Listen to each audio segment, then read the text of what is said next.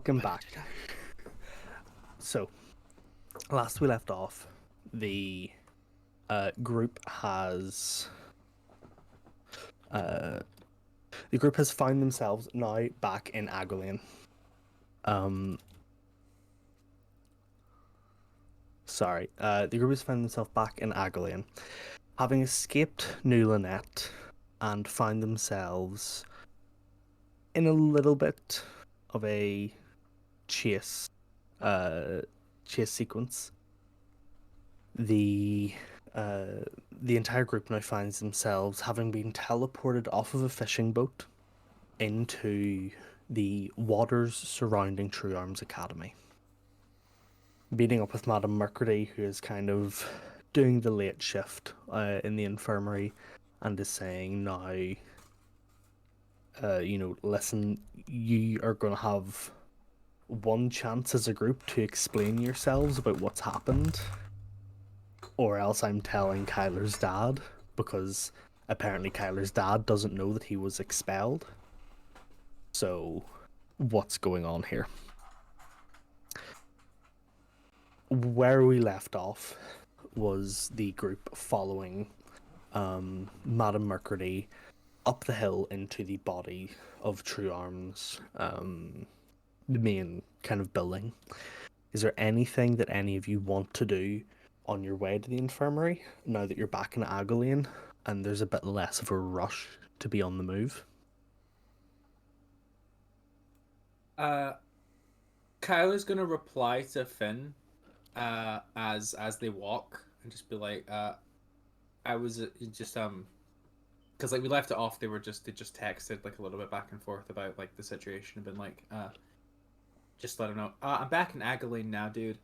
Don't even like trip, like the New Land fiasco, like I might tell you more later, but like I'm trying to smooth it all over like a glassy surface. So love you, little bro. Just as they walk to try and set his mind at ease in Kyler's kind of way. It is currently about 5 a.m. in Agolane, so it's probably middle of the night for Kyler currently. Like 1 or 2 a.m. Sorry, Yeah. not for Kyler, for Finn. For Finn. Oh, okay. Yeah, it's probably like 1 or 2 a.m. for Finn. So don't expect a response right now, but there will be one soon enough. He's a depressed teenager. He might be awake. You know. So... Might not have gone to bed yet. Either awake or oversleeping, one of the two. Yeah, those are the two food groups. So, is there anything else any of you guys want to do before you head in here? Not that I'm doing right now, but retroactively, like while we were still on the boat, I will be reattuning to the Ring of Mind Shielding. Yeah, not a problem. I'm on a tuning from the Ring of the Avi currently. Not a bother. You have a question. Yes. The gear and stuff that we got from that paladin place before we got to New Lynette, do we have to do anything with that? Like, do we have to, like, give that back? The Vite gear. Oh, okay. From the paladins of Selenia. Okay. I thought you meant like in New Lynette, and that's why I was like, I don't remember you visiting a paladin place. Yeah, he's asked that anything you guys didn't use, like that wasn't destroyed, is in still good condition. If you could bring it back, because it is technically like kind of like signed out equipment. Yeah, that's what I kind of figured, but I wasn't sure if that was like a now that the mission's done. Like, is there a... He's asked that you do it, but he also he didn't put a huge amount of emphasis on it, so there's not a major rush. But if you leave it for too long, he might come hunting down for it. Okay, like our lost library books. Yeah, but for gear. Yeah, pretty much. Cool. So with if there's nobody else wants to kind of do anything, y'all get off the boat in whatever order suits you. It doesn't really matter. But you all follow Madame Mercury up the hill, around the corner, and into this kind of side staircase on the building that leads down into like an not necessarily an undercroft, but a lower level of the school. And as you go down in there, you're hit with the smell of sterilization fluids. You know the way like hospitals have a smell. Mhm. It is that scent. As you have walked into the infirmary ward here of True Arms Academy. We've been here before, though, haven't we? I don't think you guys have been here. You've talked to Madame Mercury in the little rose garden that she keeps. No, because after the, After fight the with fight with Thunder. Thunder. Was that this place, or is that like a med bay kind of thing? That was a that was Arena like medbay. the arena like medbay locker rooms. Yeah. This is the actual like. As you kind of like walk past some of the doors, you look in and you see students where obviously a spell has gone terribly wrong, and there are Right, like okay. there are like students with like feline claws, but like crow heads, who are like they're not like freaking out, they're sleeping, but you can tell that they've obviously been in the middle of some sort of transformation spell, and things have not worked out properly. You look into one room and there's a student who is definitely not an Aquan, given the color of his skin and like all of the features that he displays, but he seems to have no bones, and his entire body is just kind of pulled into this large bowl with his like head on top, and it's like rested on like a platform, and he's just watching TV, and he's bathed in this like ghoulish blue light. You don't know what's really happened there, but I mean, if you try to put something like that on like a bed, it's just going to roll off. So you can tell he's kind of been like just pulled into In a a bowl. bowl. Yeah, like a big wash tub basin. Mm. It's like one of those. Gotcha. And as you kind of walk through, there's a variety of other different maladies and medical mysteries that are happening. And yeah, this is like the proper infirmary, not necessarily just oh, you got beaten up, let's like put a bandage around that, or let's drop a quick spell on you. This is stuff that's like, we don't know what is going to reverse this right now, or you made a stupid mistake, you're going to suffer the consequences and learn not to do this again. That kind of thing. Brutal. You do there is one room that you walk past where usually each of these rooms seem to fit like 4 beds, each separated by like the curtains that you can pull across in like a hospital. One of these rooms only has 2 beds, but they're meeting end to end, and you look in and see 2 peacefully sleeping students who are fused at the soles of their feet. So it's like, Oh, good heavens. like somebody was like you're standing on a mirror, but these 2 are just fused at the bottom of their feet to each Okay. other. So their beds take up like the entire length of the room. Madame Mercury takes you down a bit and leads you into past like a waiting room and into what could probably be considered the medical staff's like lounge room, like their break room. Mm. There's 1 or 2 other people there. Their age is kind of indeterminate. You don't know if they're maybe student nurses who are like volunteering for credit, or if they are like newly graduated, but most of them seem younger. But all of them seem younger than Madame Mercury herself. One of them is a large dragonborn who is kind of like, he's like slouched in his chair, and every now and again you can see he blows a very small fire onto his coffee just to top up the heat, and his eyes are like drooping, and he's like keeping himself awake on like a 48-hour shift. Madame Mercury clears these people out, doesn't clean up the room or make it presentable, leaves it just as it is, but makes sure that there's only the five of you now in here, herself and you four. And as she sits down and leans back into her chair, she flicks her hand, and one of the kind of top windows of the room flicks open, and she lights her cigarette and puts it into her mouth.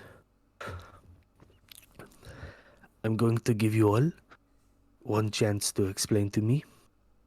I do not care who explains, but one of you will do it. And if it is not satisfactory, then Mr. Crestwave II is going to have to find out that his son was expelled from the school. I mean, I can. I mean. Yeah. No. Anyone? No. I'll do it. Anyone? Okay. Right. So, did you say Professor Raff was on his way? No, Professor Raff is not here. He will be here in a number of hours. It is 5 a.m. He is no other. Only the medical staff are here. The medical staff and the custodial. Well, Professor Raff will be able to corroborate the story because it was him that put us up to this.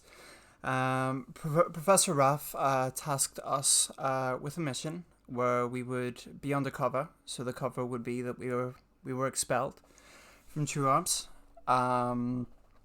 in order to undertake a mission to infiltrate the Boulevard family and their import-export business in New Lynette.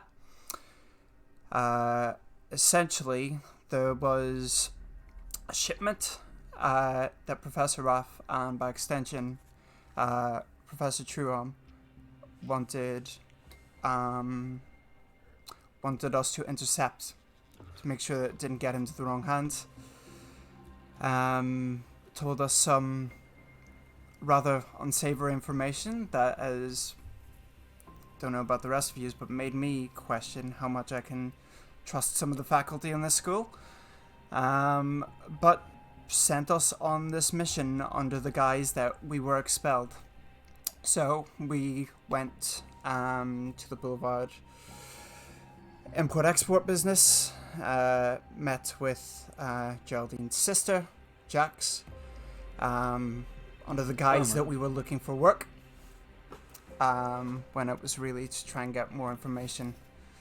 We did a job, didn't feel great about it, and then we came out of there and said, no, we're doing this our way because we're not getting anywhere by doing this. I had previously contacted some old people I used to work with in the Judas Diarchy. As you'll know from my record, I am a soldier of the Prophecies of the Sun. I have not looked at your record. You have not come to me for medical purposes yet, so sorry, I have not Professor Raff insinuated that the majority of the key faculty knew. The educational staff will have checked them. I only check them if they are important for medical purposes. Right, okay. Well, I am a currently off-duty soldier of the Prophecies of the Sun. I contacted I went to the embassy, try to figure out if any of my men were in town, part of the if they had joined up with one of the adventuring guilds, could give us some information. They did. An old soldier who was in my company, called Pseudo, himself and his wife assisted us in locating the timing, date of the shipment. We intercepted it, and we came back here.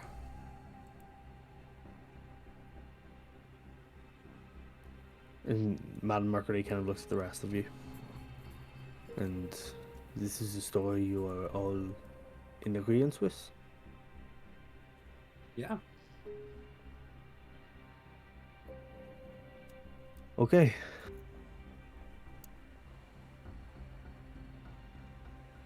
Do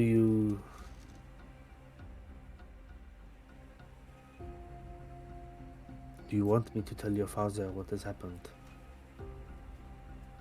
I don't know, like, it wasn't like I was trying to keep it from him or anything. It's just he's a busy guy. Kind of. I think no matter how busy any father is, they want to hear that their child has been expelled. But I wasn't really expelled. And we were You know what told I we mean? would be Like- reinstated as soon as we came back to the school. Yeah, we had that guarantee from. I was about to say that you say you were not really expelled. It says in your records, like it says whenever I searched your names, that you were no longer students. That's an issue you'll have to take up with Professor Raff. He's the one that put us onto this death trap. Yeah, and I'd already, called in the cavalry once. I didn't want to have to do it again so soon. And if I had told him, he would have made a big stink about it probably, and could have jeopardized the mission. Okay. I will keep it from him for now. If this ever comes up, if he ever asks me, I will not lie to him. No, I wouldn't ask you to. But I probably couldn't anyway. He is a paladin. He has zone of truce. yeah, that made blaming things on Finley very difficult. Now, you all look rather tired. Do you wish to go back to wherever it is you are staying? Do you want to stay here for the night? We have a room. We have a spare section of the infirmary where you could all rest up. I would like that very much, please. Yeah, our buddy's taking a bit of a beating. He could use it. Careful though, he's a hero. So.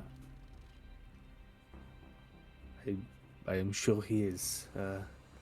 Then let us get you into Are you all okay with a shared room? Would you prefer? And she kind of looks over. She looks over to Geraldine. I want to go home, personally. I Gerald- don't need any Geraldine medical treatment. wants to go home. And there's I'll stay with Kronk. Is Professor Truarm going to be in the morning? I need to have a word. I do not know. Alright, well, I might as well stay I do stick not around and find out. schedule. I also you- have to see a man about an otter at some point, so Mm. I'll do that and then get some sleep. A strange way to phrase that metaphor, but I suppose you are Aquan. Cultural differences. Then yes, if the two of you, she kind of motions to Kronk and Trazian. If the two of you would like to stay here for the night, I can put you both up in a room. Breakfast will be brought to you in the morning. There will be anything that you need. It will not be a fancy breakfast. It's the same that the other patients will be getting tea and toast, coffee if you desire. So Perfect. Thank you. she kind of stands up, puts out the cigarette or like the butt of it that is left at this point, and walks out of the room. If you two are not wanting to stay here, you head up this corridor, up the stairs, follow it to the right, and it will lead you back out into the main courtyard of Jurarms. And I believe you know your way from there. Sure. Yeah. Yeah. Thank you, madam. Good night, and please rest well. Geraldine's gonna leave without saying anything. Tyler follows behind in short order. Madame Mercury leads Kronk and Drazian to the room that you two will be sharing. It is again one of these kind of 4-person miniature wards. Each bed is separated with this pull across kind of plasticky curtain that simply separates sight for if any sort of medical procedures are being done. There's a single television on the wall that is shared, and then a small table with like water and like pre-packaged kind of biscuits and like cookies, for if somebody needs to get up in the night and nibble on something or eat. Madame Mercury simply shows you into there, and the moment you walk through the door, you begin feeling better, like straight away. Not to full health, but it's almost, you feel almost as if your natural biology is being sped up by some sort of magical effect. And you gain the benefits of a long rest for half the time when you're resting in the infirmary ward. Wolverine and that shit. Yeah, so So can we just guys- take a long rest then? Yeah. if you guys want to take a long rest, and then you'll be able to get up at like 10 and be unimpeded and not have what do you call it, a level of exhaustion. Sweet. So the two of you go ahead, take your long rest. There was a what- lot of things that I recovered there. Across the way, Geraldine and Kyler, you guys are walking down the hill towards the water when the boat, you realize, is gone, and you kind of like look down the way and you see it has been parked up at the what could be equivalent of like the beach that is kind of attached to the small island that True Arms is on. Somebody has come along, one of the custodial staff presumably has come along and like tied it up and made it so it's moored and it won't float away. How are you guys getting across the water? Is it just swimming and wild shape? So I was gonna ask Shenjo if he's still available. Shenjo didn't get teleported with you guys. I don't. Oh no, he did. He did. You did. He was under the boat. Yeah. Yeah. Shenjo kind of pulls his head up out of the water, and like pulls up onto the beach. Hey man. I'm pretty tired, but I could take you. Yeah. As long as I'll you're handle- cool with me, as long as you're cool with me sleeping in on the the front sand. Oh, dude, of course, man. I'm gonna come back later, but I'll swim myself. I just don't want. I don't think Geraldine can transform anymore today, so if you wouldn't mind, dude. Of course, man. It is my duty to serve. You're the noblest steed in the ocean, dude. And Shanjo turns himself and kind of parks so that you are gonna have to get your feet wet, like 1 or 2 steps to get over to Shanjo's shell, but that's about it. You get up onto Shanjo's shell and you go across the water, moor up again, get off, go into the house. Before any of you go to sleep, is there anything you would like to do? I heard, yeah, I heard Cass first, so we'll go with Cass, and then we'll go with Eli. Yeah, Is that okay? just go with whoever I hear first is all.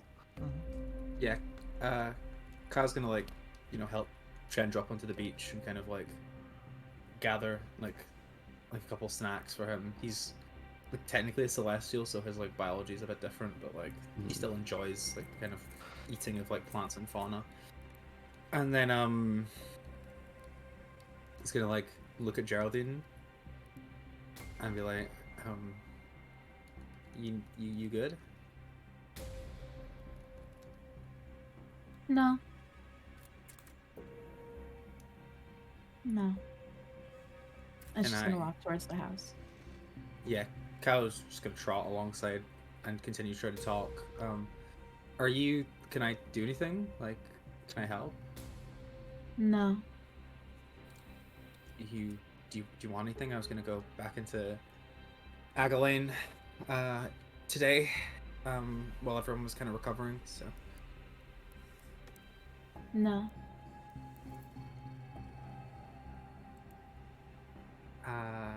cool. Well, here's the keys.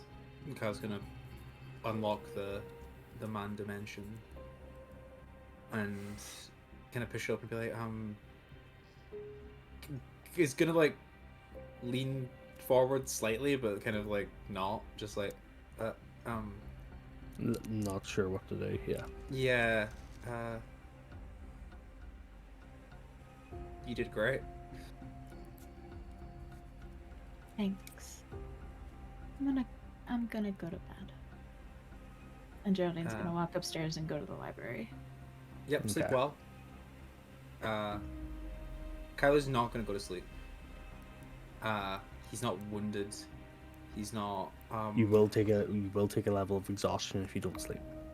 I'm gonna sleep today, but I am gonna head back to Agalin for the morning. So can I take a short rest to stave it off instead? What are you doing during the short rest? Taking off the armor, going to the living room, sleeping on the couch with an alarm on the phone for 4 hours. Yeah, I'll say that'll stave off the effects of short rest Well- and effects of exhaustion until we'll say about dinner tomorrow. Cool. By dinner time, you will be taking that level of exhaustion if you've not gone down for a long rest. Okay. Then Geraldine heads up straight on into the library. Geraldine, is there anything you do up there, or do you just go into your usual staring at books into a trance? Yes. And I also wanted to sort of ask where I was at with like how you want me learning alchemist or like herbalism things. Because I've been trying to keep track of them, but like while we were on the mission, I wasn't like counting them as having like daily time with them. I mean, if you've been trying to keep track, a lot was happening on the mission. Yeah. You guys were there for about a week, I would About a say. week, okay. So there's, I would say that you can get back into the swing of it without much, delay. So Okay. you will still need to enter your trance-like state for 4 hours to avoid Yeah. a level of exhaustion. But after Yeah. that, if you just Still want to get trying. back into your alchemism, then Yeah. alchemism.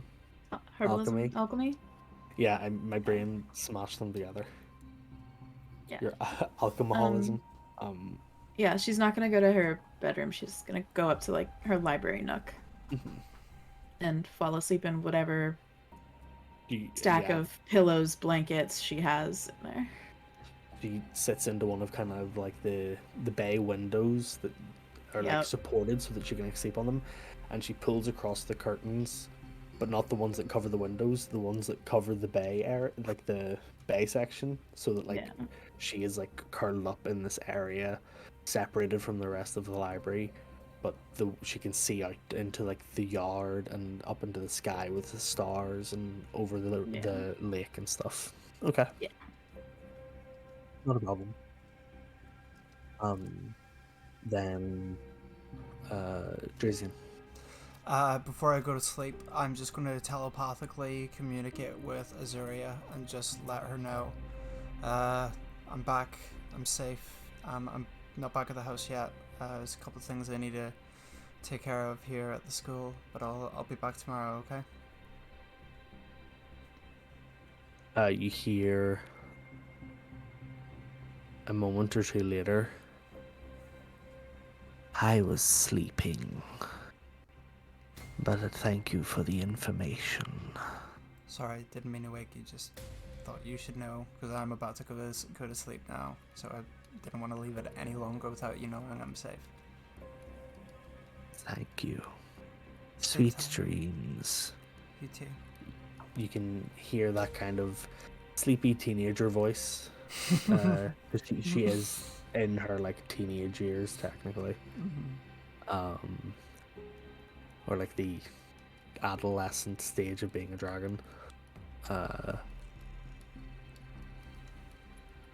Kronk, is there anything you do before you go off to sleep, or do you just crash in the bed and pass out? Kronk very literally crashes into the bed, like slams down into the Slam. bed with a huge just whoosh, The bed, and is out.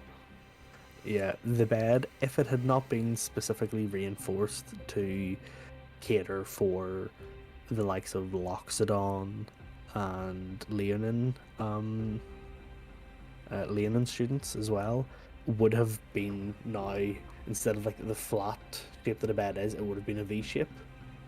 but Kronk it would has not have cared either way. He would No. have still gone to bed. no. Kronk crashes onto the bed. It's reinforced so it doesn't dent, but Kronk passes out. Then, for each of you, as you sleep, your mind drifts off. You think of many things. For some of you, you think of the events of the week. For some of you, you think of the things that have happened and possibly what is yet to happen. It's a strange sort of slumber that you fall into. But you all fall into that slumber nonetheless.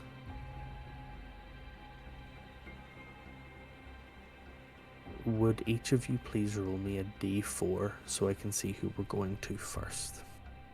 Alright, sorry, roll a d20 because there's less chance of you guys getting the same numbers. A D100. That's a 14. Okay. Can D&D Beyond not be a piece What do of you shit? think it is? Keck fucking W. Don't worry, I also rolled a 1. What the fuck I'm talking about? D&D Beyond's been a piece of shit. Give me a sec. Yeah, no problem. 16.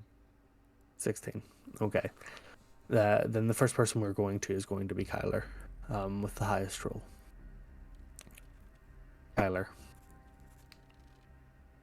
as you fall in to your deep, deep slumber, you only plan to sleep for maybe 4 hours. You want to get back up at a reasonable time, head back out into Agalane, do the things that you plan to do. And it almost seems simply like a blink where your eyes close and then they open, and around you is darkness. Deep, deep darkness. Black as far as the eye can see. Until you realize that it isn't black. It's a deep, deep blue. Like the color of the water under the ocean. Deeper than you have been, but you have seen as you've passed by, where the light no longer hits it. Not quite black, but close enough. You feel no water on your skin. You can't tell if you're breathing through your gills or your lungs. And you feel weightless. You feel almost as if you're flying in water. Which is strange because you know the sensation of swimming. You can feel the force that pushes against you. You can feel your arms and hands needing to move to keep yourself up. But there's none of that here. It is as if you're suspended in whatever it is that surrounds you. As this dark, dark, inky blueness around you turns, and you don't know, you can't tell how you know it's turning, but you can feel the world spin around you. You watch a familiar sight of 2 enormous white orbs.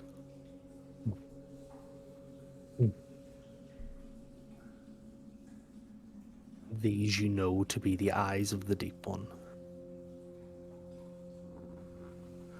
They span as far as your vision can go. and no matter where you look, they are constantly within your view.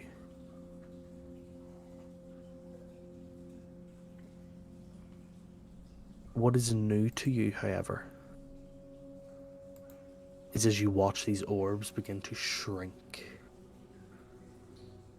becoming smaller and getting closer together. And they go from these planetary-sized beacons of white light. They become the size of an ocean, the size of an island, the size of a house. And before long, they are the size of two small pinpoint dots in the distance.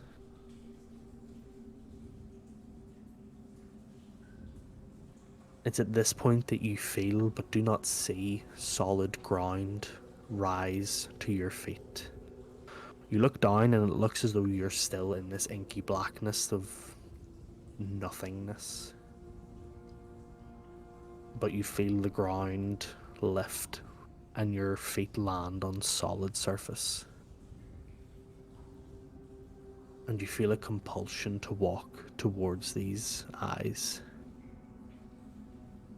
So you take the first step, and you take the second step, and the third, and the 400th, and the 5,000th, and the 6,000,000th. It feels like you have been walking for days, weeks maybe, but you are not tired.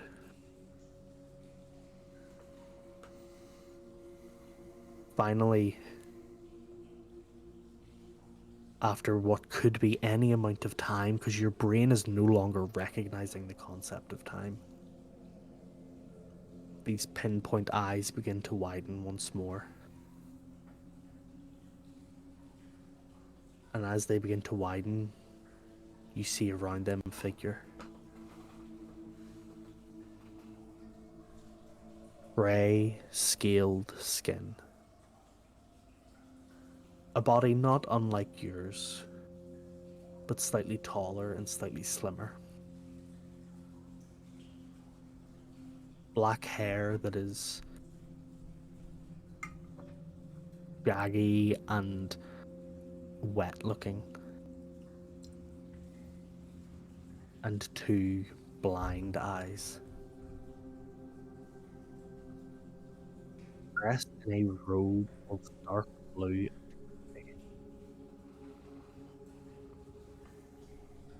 Their hands clasped.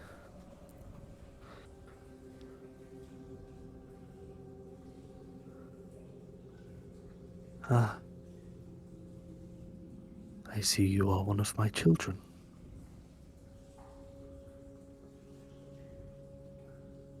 I see you are one of my prophets.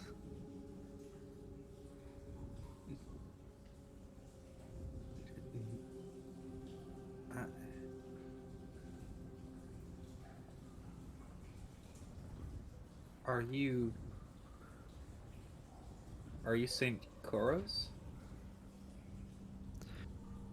The figure takes a few steps forward. That may be the form that I have taken. I don't know. I am infinite in expanse and in power, but not in knowledge, not in foresight. You watch as their hands reach out. They are blind. You feel them kind of staring through and past you, and you watch as their hands kind of reach out and do this as if waiting for you to grab their hands. Tyler holds out his hand and like arm to like kind of steady the blind figure. Tell me, what do my children call me now? You look like Saint Koros the Blind, who served the Deep One beneath the waves. Despite his lack of vision, he was gifted in hearing the voice of the Deep One. Now that you say, I do remember him. I suppose given his aptitude for hearing my voice, it was correct to speak through his visage.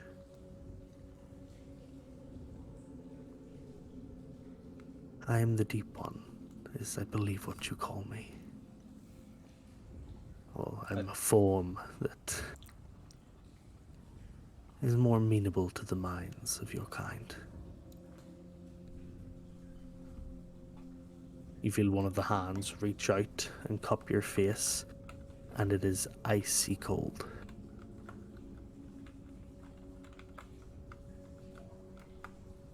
The name that your kind has given me is a respected one.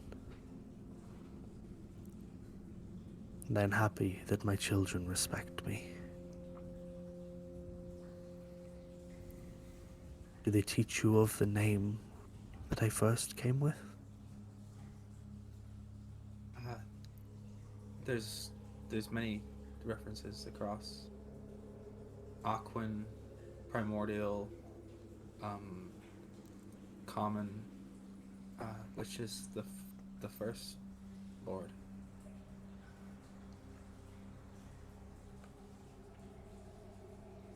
Why wouldn't she? I come to you, child, because of a power that you seem to have recently awakened. Something deep, deep within your bones, within your being that comes from a place that you don't know.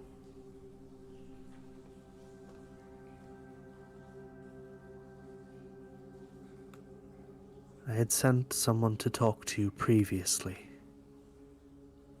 and he gave you vague answers, I believe. The Herald? Yes. He called you the Songbird.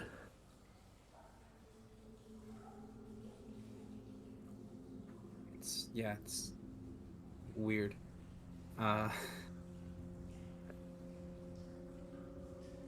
The story of how we came to this plane, I'm sure has been told and adapted many a time. The voyage, yeah. I mean, yes. There was no voyage for me. It was all of you. I was not originally a being of endless power. I had a form, but I can no longer remember it. I became the way I am through being ripped apart at the very seams of my existence, to open a path to allow all of you to carry through.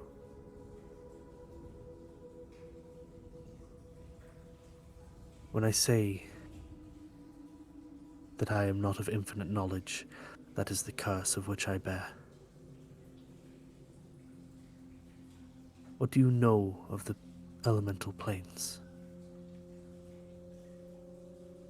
You, if you are the Deep One, were one of the first beings in the elemental plane of water. And from your infinite dreaming came the great four dragon turtles and the krakens, the aboleth, and many other monsters and creatures great and small. And then your last creation was the guardian people, who in the common tongue became the Tritons, of the ice, of the ocean floor, of the fetid swamps, and of the lakes and rivers. The voyage was concluded, commenced after you had issued an order to stop the destruction wrought by krakens and aboleths, which is what you created the guardian people for. And then once you had realized they had enough power to have reached the elemental plane, you gave us our 4 forms rather than the one we were, and gave us stewardship of the waters of Iltanian.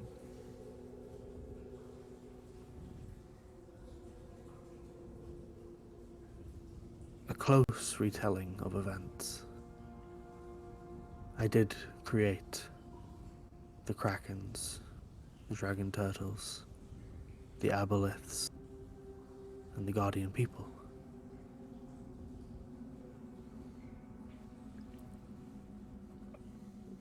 But 2 of my 4 children turned against me. Other than those? The krakens and the aboleths are the monsters that turned against me. There are those still in the elemental plane of water that now control them. These were the progenitors of the guardian people. They came before the Tritons. They were a mistake. A hastily crafted being, made to try and solve a problem with power, but given no heart. And so they ended up as they are now.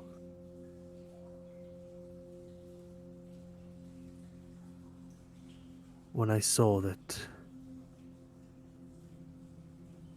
plan that they had stop the issue of the krakens and the aboleths was through domination, I saw their power growing too strong. And so the guardian people, as their father, I saw fit to protect them, and as their mother, I saw fit to take them away from harm.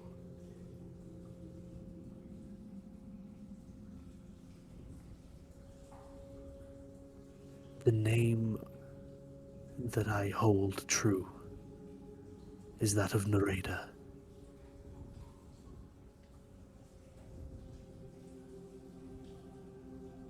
I am one of 3 of the first beings in the plane of water.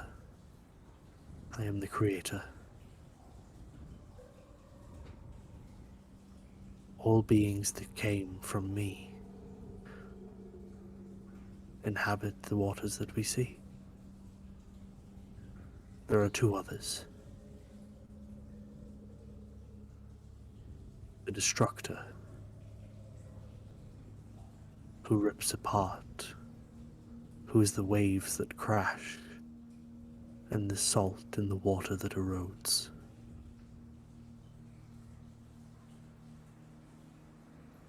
And there is a 3rd being that I do not speak of, a forgotten younger brother. I do not think he is a threat to you and yours, so I will not burden you with his tale. You know better than me, but I'm sorry, there's 2 beings who are on your level.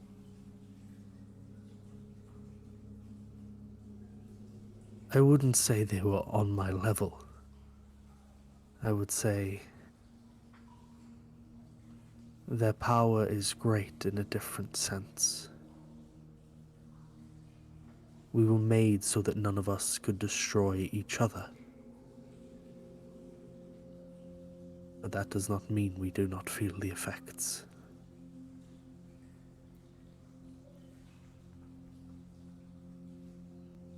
The songbird that lives within you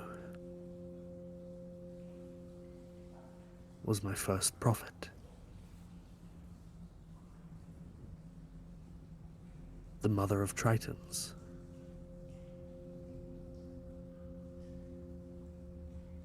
She sang war cries to defend her people. She whispered lullabies to put them at ease.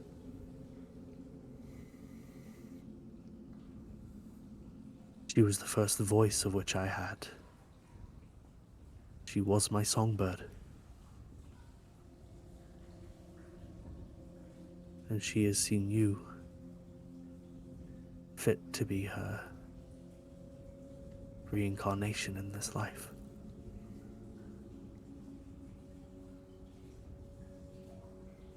What do you mean by that? I'm not anyone else. You watch as this figure puts their hand to your chest and pulls it away, and you watch a second form lift off of your body.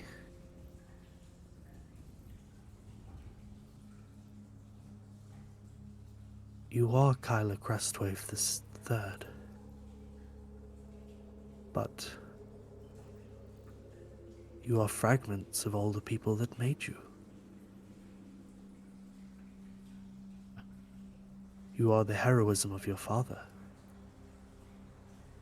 You are the rationality of your grandfather, the stubbornness of your grandmother, and the kindness of your mother. And you are the voice of the songbird.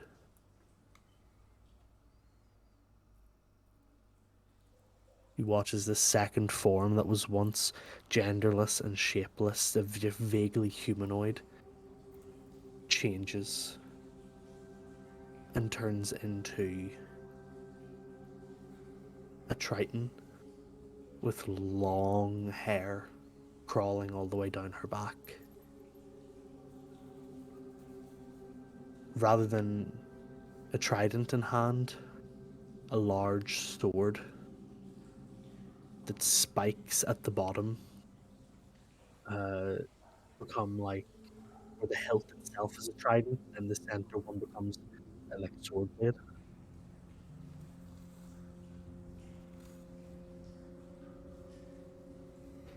There may be a new era coming for the Triton people, Kyla. And the songbird chooses you to lead that era in with war cries and lullabies.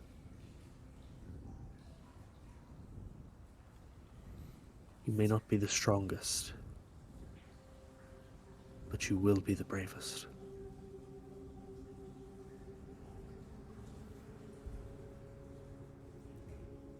And for the first time, you watch as the blind figure no longer seems to stare past you, but stares at you.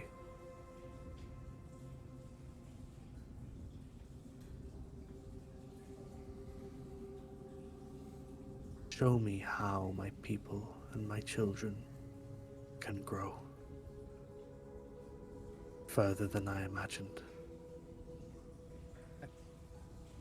I don't I don't understand you. And I thought I knew, and I have so many questions, and I have to kill one of your other children, and I have to, and now you're telling me you want me to be on some Avatar True Arm shit and like kill a primordial being from before time because you can't do it yourself? Like,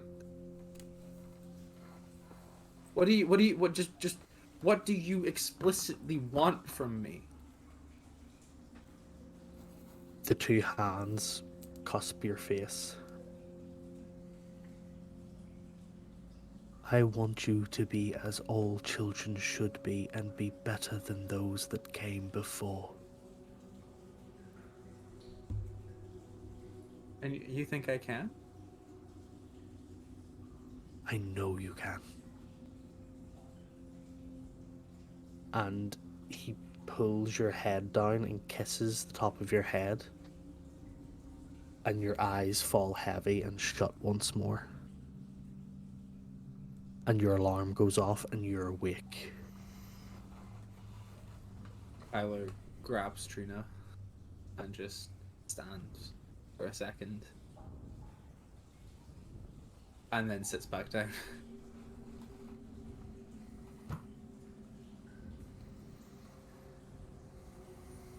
Across the way, in the infirmary, where Drazian and Kronk lay sleeping. Drazian, you also find yourself in a strange sort of slumber. Yours is not as soft and tranquil to begin with as Kyler's was. Yours is sudden. Yours is heavy. You feel your body force you to sleep. Your breathing is heavy. Everything in you wants to do nothing but slumber. And so you do. You submit to this need, this want. And as you submit to this,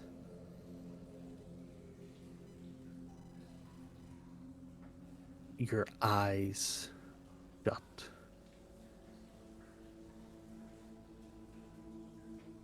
And they open again. After a moment or two, when you smell sulfur and burning smoke that fills the air, and your eyes open, you're stood on a singular island amidst a sea of lava and above you red skies.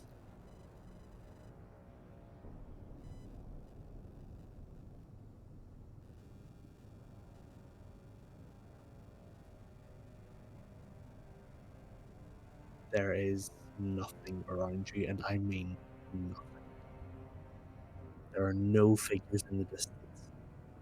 There are no cars that are barely in the smoke. You're a singular island amidst the sea of lava. How big is this island? Is this just big enough for me to stand on? It's maybe about 6 feet by 6 feet. Okay. So you have a couple of steps of walking room, but as the island kind of slopes into the lava, there's this occasional bubble pop that you kind of stay towards the center of the island to be safe from. Okay.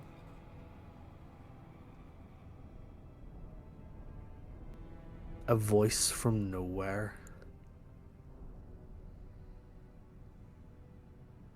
reaches out to you.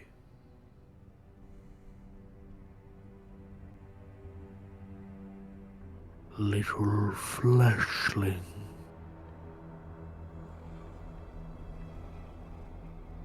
What do you come to me for? Do I recognize the voice? Not at all. Who are you? Where am I? You feel the island shake and rumble, but you feel perfectly steady.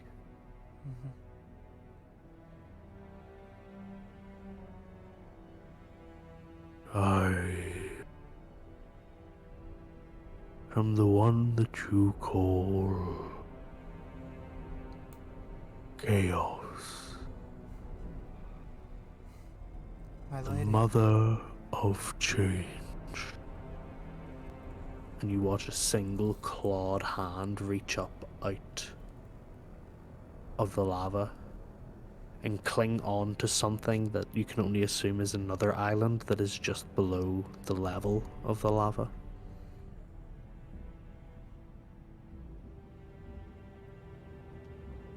When you and yours come to me, you came with offerings and wishes.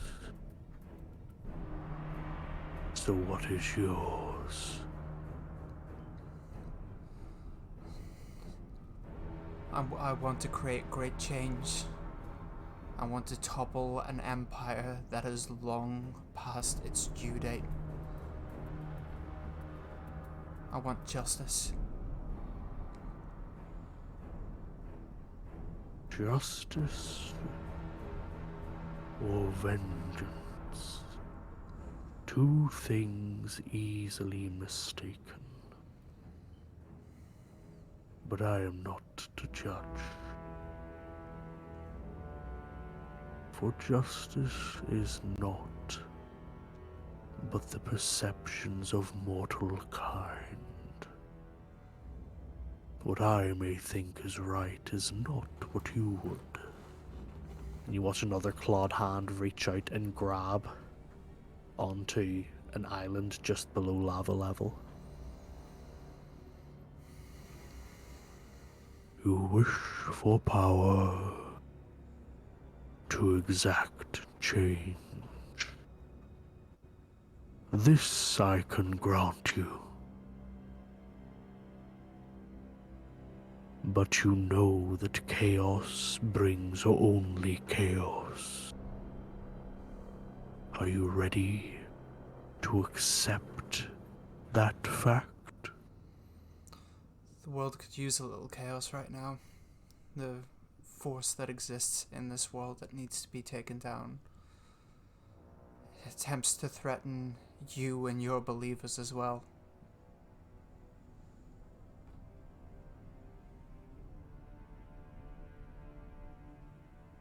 I am interested to see what you could do. I know you have worshipped.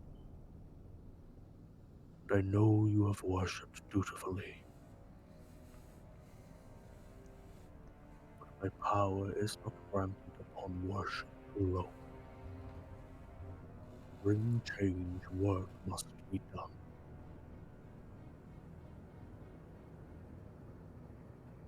Find the true voice of Teos Lightwalker. Then you may get my power. The true voice? I am not to do the work for you. You watch as now 5 pillars begin to rise out of the lava. And as the lava falls off of each of these pillars, they are revealed to be the 5 heads of Tiamat. The true voice of Teos Lightwalker shall bring crumbling down an empire of light. Now, be gone, little man thing. My You lady, watch where one do of- I start? Before she does not give you an answer, you watch the claw come up and squash you. And you're woken from your dream. I like Time. literally wake up and take like the knife that's under my pillow and like jolt up awake. You look over to see Kronk soundly asleep. But possibly not for much longer, as Kronk, you're also in a dream. You do not fight slumber the way these other two put up a modicum of fight. No, your slumber comes easily and most welcome, considering the rather tough couple of days that you have had. And as you enter your slumber, you feel the texture of the surface on which you are lying your head changes from the soft fabric of like a hospital pillow to grass, as you feel the grass grow and push against your face, and one strand goes up your nose. Kronk sneezes. As you sneeze, do you open your eyes after your sneeze, or do you just stay asleep? No, I definitely open my eyes. But I mean, not while I'm sneezing. I don't need additional, head trauma. Yeah. You open your eyes and you're in a field, a grassy field, with trees that you don't recognize. You're not quite sure what kind of trees they are, but they have these gorgeous pink and white flowers blossoming all over them. Is the grass tall? The grass is maybe about 7 inches tall, so it's like quite tall for like it would like look unkept in a garden, but in a field you're kind of like, oh yeah, this is just a little bit too high. All right. Kronk starts kind of walking through towards the pretty flowers. As you walk through towards the pretty flowers, there are birds singing in the air. You catch sight of one or two rabbits that hop past and disappear through the grass into burrows that they have made. And as you approach the flowers, you see hidden amongst them a bench. An old stone bench. Kronk approaches the bench. It seems normal. It is a number of cobble bricks stacked up on top of each other with a couple of wooden planks that lie across the top to make a sitting surface. Ramshackle, certainly, but a good place to stop. Does it look like it would support the weight of Kronk? Like, can Kronk test it a little bit? Yeah, it looks very sturdy. Okay. Kronk sits down, relaxes under the tree for a little bit. As you relax under the tree, you hear a voice behind you. Well, first you hear the footsteps. Soft but clunky, taking unevenly timed steps. And then you hear, "Ah, Kronk! How did you get here?" And you turn around and you see, in a blue robe, with a blue pointy hat, a great messy beard, the Wizard of Stupendor is behind you with a bag filled to the brim with mushrooms. Oh, hello, Wizard of Stupendor. How did you get to my private place? Sorry to intrude. It just seemed so nice. I was asleep and then, I was here. Grass grew into my nose and it made me sneeze, and then I was here. Oh, I think. Would you like a cup of mushroom tea? I suppose it seems you have plenty of mushrooms. Follow me. And he kind of walks past you back into the field. But as he walks into the field, you watch as he lifts his foot and stamps it twice. And out of nowhere, like, kind of fades in from non-existence, a cottage appears. This is my house. It's a nice house. It's not. It's a shithole. But I live here. If you have the ability to do anything in the world, Wizard of Stupendor, why would you live in a house you don't like? For the vibes. The vibes are immaculate. I will They say. kind of match everything else I have going on. Yeah, it does. So, I mean, again, the question kind of begs itself. Everything else you have going on is kind of your decision, right? Yes. So, it doesn't have to be everything else you have going on. It could be something different.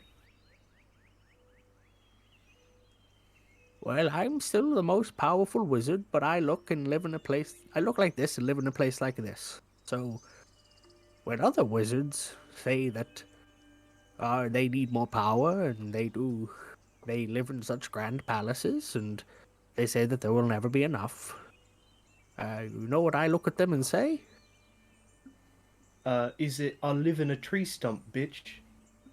No, it's a skill issue. So, That's pretty funny. That's a good one. no, now come on in before. And you turn around now and you see a number of the rabbits have like lined up and they're staring at you. Let's go in before they make their move. I didn't know you had ops up here. And Kronk, Kronk goes into the little cottage. The Wizard of Stupendor goes in the door behind you and closes it, pulls across the shutter, and like looks out. I don't have many ops, but those damn rabbits are one. He slides the shutter across again, and he just empties all of the mushrooms out onto the table, and waves his hand, and you watch as like several assorted knives just fly up into the air and come over and just start cutting all of the mushrooms up into little tiny chunks. Now, how do you like your mushroom tea? Earthy or hallucinogenic? Earthy. I'm already dreaming, so I feel like hallucinogenic might have some side effects. Well, actually, Kronk, you're not dreaming. Currently, you're astral projecting. Oh, I didn't know I could astral project. That's cool. The difference is, in a dream, when you are awoken, you will wake up fine with no bad issues and nothing will carry over from the dream. In astral projecting, I can punch you and you'll wake up with a broken nose. Oh, that would be very rude. But I understand what you're saying. Yes, in an astral projection, you can also end it at any time you wish. A dream, you don't really have that power. I suppose that's true. Now, you have been a student/customer of mine before, and you're here now without purposely coming here, which means that you've come across something of great power, and that you have questions about it. It's in the contract that if you are a customer of mine, that I am summoned to help you whenever you have questions about great magical items, great magical powers, or great magical mysteries. Oh, yeah, I suppose. Um, hmm. I can't think of anything that might have somebody broke out of my grapple the other day. That doesn't usually happen. I see. That was really impressive. And then he knocked me out. That sucked. There's no new magic that you have? No, my heart kind of hurts a little bit. Oh, I drew a card, a magic card, and it made my my fingies tingle a little bit. My tingly finglies, my fingers were Kronk, are tingly you a little having a bit. stroke? Do I need? No, it's just this astral projection. It makes my brain a little funny. Oh, you have bad signal. I understand. Yeah, it's like yeah, you know how it is. Yeah. It's like projecting through walls, except I'm made of rock. You know, so it's like Astral telecommunications and telepathy. AT&T. You don't get any good signal. I know, right? And you know what I'm saying. Um, but yeah, I guess I drew a card from a magic deck, and then I felt really powerful. But then I was really tired, and I didn't really know what to do about it. Um, Well, you, you don't have to tell me, but if no, you I'd love to. This is the cards disappear after you draw them. they tend to, but you like get the knowledge of what they are. Do you know what I Okay. mean? Like when you draw it, you become innately aware of what it does, unless it's a It's bad fact. it's something special. It gave me something called wish. I don't really know. I don't really know what that is.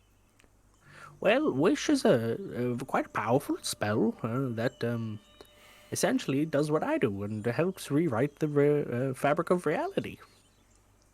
Oh, all right. So I guess I don't really need them. No, not really. I mean, Yeah. All right. Whatever. yeah, it, it can be helpful. Yeah, I suppose. You know, I mean, whenever I don't want to do my laundry, I just wish it all away. Oh, that's So a good one. Maybe I'll do that. if you're I waiting don't for really. if you're waiting for a good day, that's a good wish. That's a good thing to use your wish That's on. a good one. I have it. I don't really know how to feed iBite. I might be able to like wish how to know how to take care of iBite better. That might be a good one. Yeah, yeah, that could be. Yeah, I mean, I, I can tell you that he doesn't really need looked after. He's a skeleton. But Yeah, that's kind of what I was thinking. I wouldn't want to waste the spell, I guess. I got three of them. I got three wishes. three wishes, okay. Hmm. Is there anything bad that can happen when I use these? Um, well, I would say that the way that these wishes are granted is by one of the many powers of which I am a subject of. Um, they can be bastards. So you have to be All careful right. with how you word things. Hmm. Okay. If you word things a little bit strangely or in a way that's open to interpretation, bad things might happen. All right. Now, you have drawn these wishes from an object called the Deck of Many Things, because Yeah. there's I many like things that can happen. Mm-hmm. Yeah. With the Deck of Many Things, there's many things to take into consideration. All Um, right. with the wishes, there's usually, for spellcasters who use it, there's a chance that you will lose the ability to cast this magic. You're not going to get that. Okay. Cool. Technically, power is being routed through the deck into the card, which is now magically attached to your soul until you use the three wishes, at which point the card will magically detach itself, and then the wishes are gone. Well, I could just wish for more wishes, right? I haven't tried it. I have the capability to do wishes any day. Huh. So Well, what if I tried it? Can I try it now? Wait, I have to word it funny, you said? I would say make sure you don't word it funny. Oh, don't word it funny. Hmm. I wish with all my heart. No, it's not gonna do. No, I'm not gonna start it that way. Because then they might take your heart as payment for the wish. Ooh, no, I wouldn't want that. I wish. No. Uh. You can take this back to your teammates and draft it if you want Yeah, to make sure that maybe I like the could final draft copy. like a rough draft or something. What Yeah. would be good things to wish for, Wizard of Stupendor? Um, well, What do mortals care about? Well, if I had the ability to cast it, then I would never have to do my laundry, right? I could just do my laundry You whenever. could magically enchant all your clothes to wash themselves. That's true. I don't wear clothes very often, but I do wear sweatpants a lot. Um, You could hmm. you could make your sweatpants odor-proof and dirt-proof. Ooh, that's really nice. Oh, you know what? I'm running out of cards in that magic deck. I could try and get more. Drazian loves it when I pull cards out of that deck. Well, from what I know, the deck itself can't be magic cannot be cast upon it, but Hmm. I believe cards refill after a certain amount of time. Well, I could just pass that time magically. Wait, hang on. I don't want to go forward in time. That's dangerous, isn't it? Yeah, because here's the thing: you say, "Oh, I want 3 months to pass," and then what if it just like you age 3 months? Yeah, that's no good.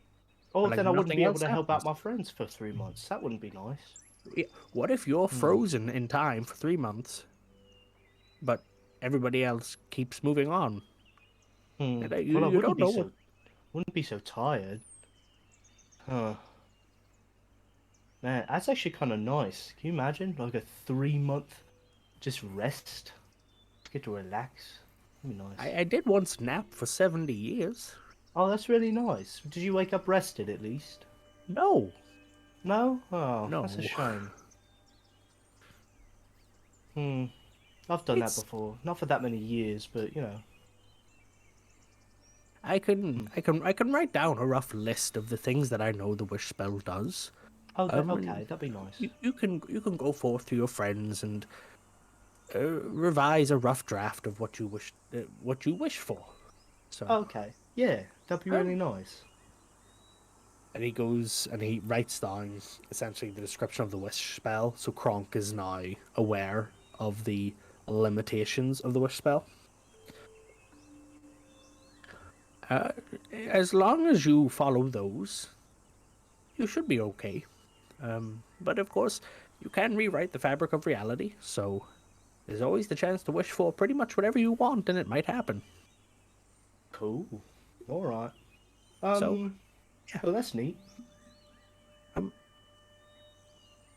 gonna be honest, it's very strange that you came here during your sleep. Most people are aware that they're brought here.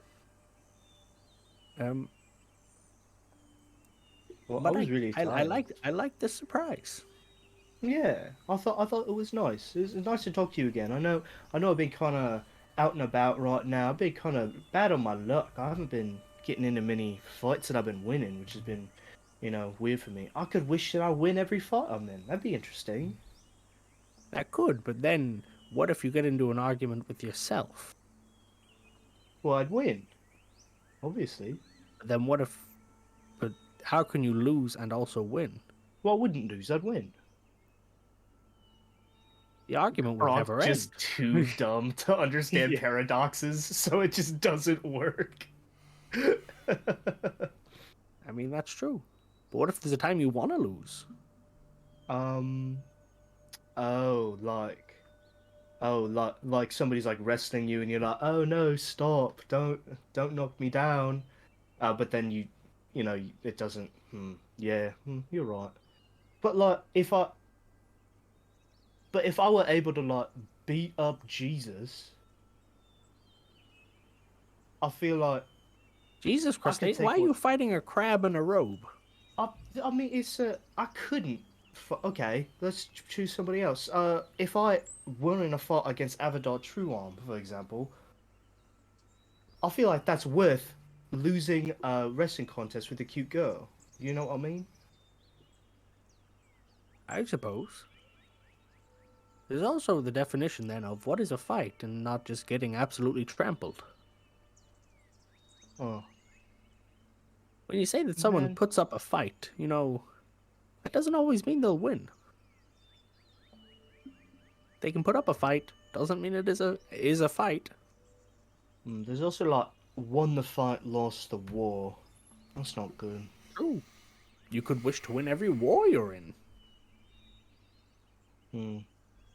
Something tells me I shouldn't tell Drazian about this now that we're talking about winning wars. I have no idea if that's a good idea. I know who Drazian is. You've spoke about your party before, Uh-huh. but I have no idea what you should do, because I will be honest with you, Gronk. You're the first mortal I've talked to in.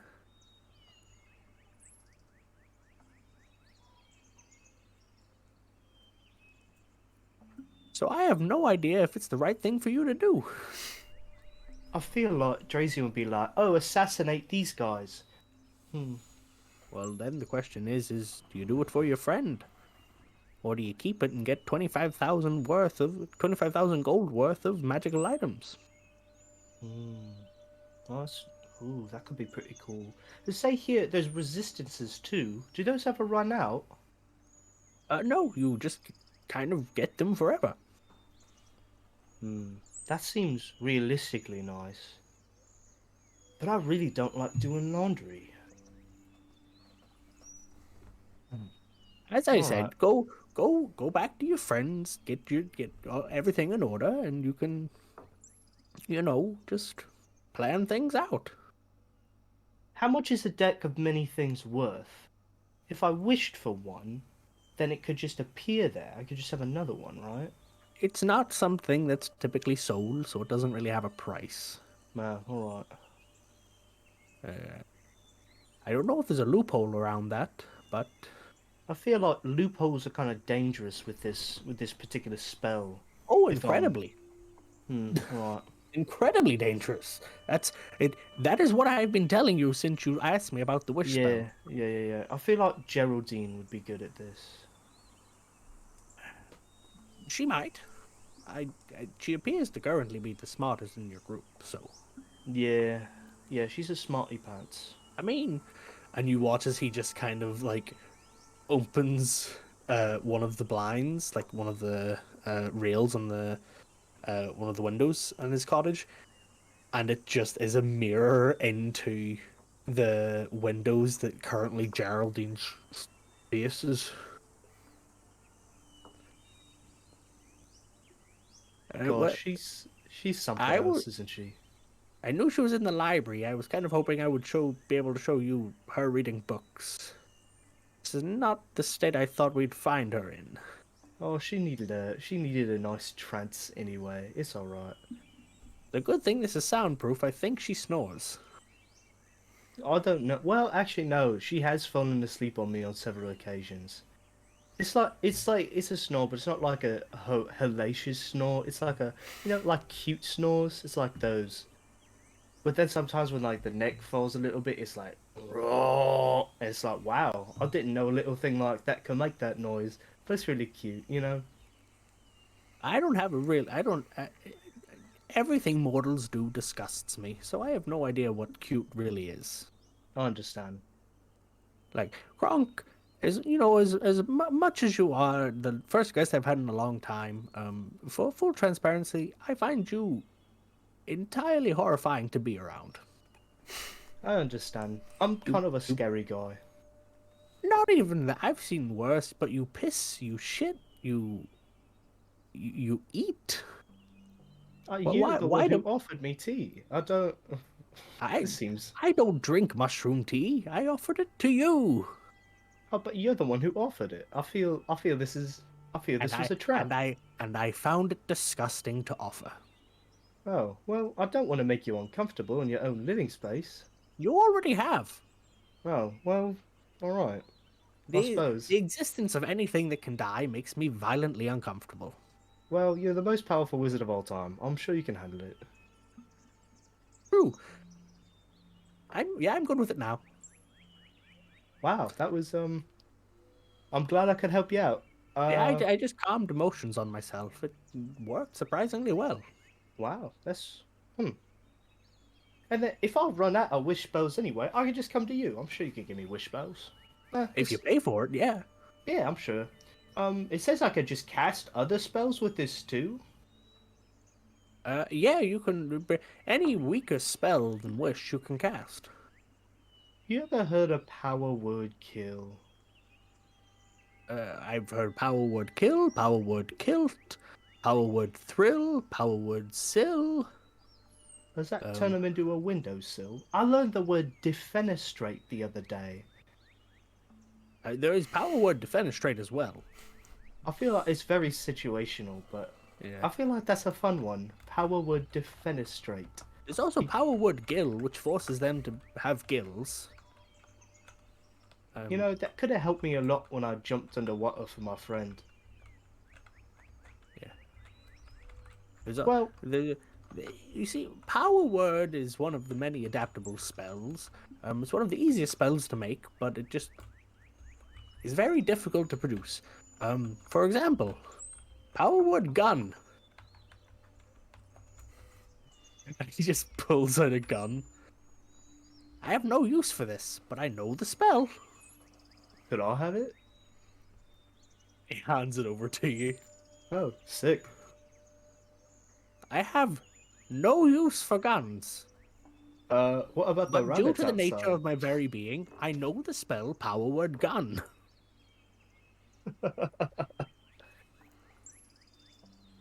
Oh, yeah. Well, That- yeah, I mean, thanks for the information, Wizard of Stupendo. It's been a great time. I'm gonna go back to I sleep, I think- guess. Kronk, you've seen me 3 times now. That's more than I've seen most mortals. You can call me Jim. Oh. Thanks, Wizard of Stupendo. Thanks, Jim. You're welcome, Kronk. Now please get out of my house. Okay. And Kronk holds the gun up to his temple and goes, wait, I'm astral projecting. I forgot. Do I keep this when I go back? I don't know. Huh. I usually don't give mortals presents, so Oh, I've alright. got no idea how this works. I'll choose to end my astral projection. As you do that, you kind of go, I choose to end my astral projection. And nothing happens at first, and then you blink, and suddenly you've blinked, and this environment has changed, and you're lying in the hospital, in the infirmary ward, on your bed, with a gun in your hand, of which Drazian has just seen materialize out of nowhere. You good, buddy? Where'd you get that? I don't know if you would believe me if I told you. Try ever heard of me. this- I've just had a really fucked up dream. I'll believe anything at this point. I got it from a wizard. Oh, fair enough. Do you know the spell wish? I'm familiar. I know of it. What if I told you I had 3 of them? I would tell you to be careful how you word it, otherwise it can be really bad. Oh, alright. I feel like you're a buzzkill sometimes. Did the wizard like give you wish spells? Yeah. The wizard gave me the wish spells. Okay, well, when you know what you want to wish for, let me know and I'll help you word it properly so it doesn't hurt you or anything. Okay. What if I wanted to wish for more wish spells? I'm still like having the gun in my hand. Probably I could just- flailing it around while he talks. I could just Drazian blow is the trigger. Drazian is unfazed. He's been around people who have waved guns What, in their what hand. kind of gun is this? Is this like a 6-shooter? What? No, this is like a M1911. This is just like a straight up pistol. Cool. Kronk is like pulls out the magazine, is like checking the ammo. And... There's no ammo. no It's ammo. It's power word gun, not power word gun and ammo. I don't think it works that way. That might cause something to go wrong. Yeah, there's like a certain list of things you can kind of properly do with wish, and then once you start going into like technicalities, it gets a bit weird, and you What could. if I? Yeah, Kronk, you realize at this point in your other hand is the written list of what Wish can do. Oh, I also have a written list of what wish can do. What if I wished first that nothing bad can happen from a wish spell, and then I wish for more wishes? Kronk, as you say the phrase, I wish for more wishes,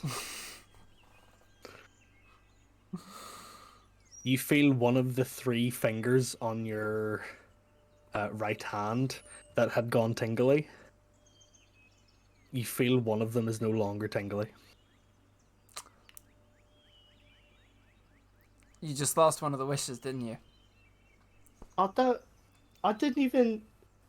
You said you don't say anything more. Don't say anything more that starts with the phrase "I wish." You have to be very careful about how you phrase things, Kronk. So until we have like drafted what you want to say for these now 2 wishes, don't say the words "I wish." Okay? Oh, man, I wish I'd thought of that. Ah, Kronk! Kronk, the second your middle finger is now no longer tingly. What did I just say? And now we go back in time a little bit, and Kronk, you go, wow, I really shouldn't say I wish. I'm going to say it anyway. And the timeline is not erased, but you now have the memory of thinking I shouldn't say I wish for more wishes, but doing it anyway. All right. So what happened when Kronk wished for more wishes? Nothing. The spell failed.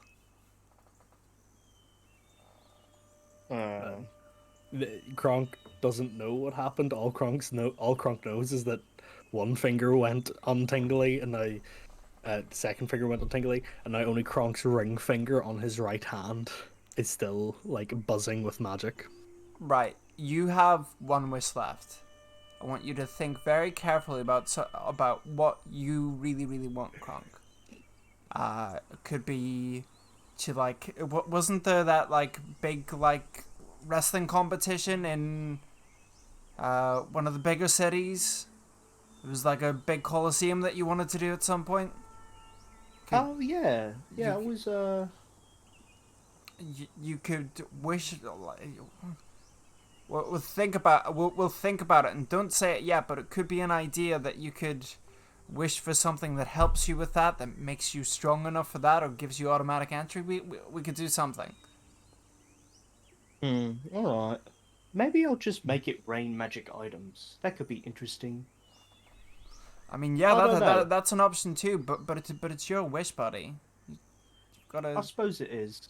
It's about suppose whatever it you is. want. All right, I'll keep it in my back pocket. All right. But when you know what you want, come and talk to me, and I'll help you word it. Okay? All right, sounds good. Thank you, Drazian. All right. I feel like this is not only a test of Kronk, this is going to be a test of Chris for not saying the phrase "I wish." What devotion to the bit? I doff my cap, honestly. God damn, there 2 was 9th level spells. I so badly didn't want to do that. But I knew that Kronk would, dude. Years of academy training wasted. Kronk still has a wish spell. What 1 single wish? And if anything, now this puts more narrative importance on Kronk's decision to use it. Yeah. So, And maybe that other wish for more wishes thing will come back around sometime. maybe. Fat fucking chance. One day you'll just be like, "I wish I was a bird." No. Hey, if anybody could have access to infinite wishes and it wouldn't mean jack shit to the storyline, it would be Kronk. He's got access to the Wizard of Stupendor and hasn't used it for anything. Kronk literally has like the entire magical library at like a market cost, and just goes, And goes, those are some weird rabbits. Can I have an empty gun? Kronk, as you remember exiting the dream state, you heard the sound of a door being kicked down and the chittering of many forest creatures. The ops are invading the Wizard of Stupendor's home turf. The Mandem and the ops. Then, with Drazian and Kronk having this discussion, Kronk using 2 wishes. The final dream is Geraldine. Geraldine, as you enter your usual trance-like state, the emotional exhaustion begins to take toll over your body, and you feel your kind of usual calm, composed Zen state that allows you to take the benefits of a long rest in only 4 hours. You feel your body sink and your face hit the glass, and you just at the edge of sleep, as you're pretty sure you see a strange man in a blue robe and a blue pointy hat. You pass out into unconsciousness. And then you are standing on a raft in the middle of the ocean.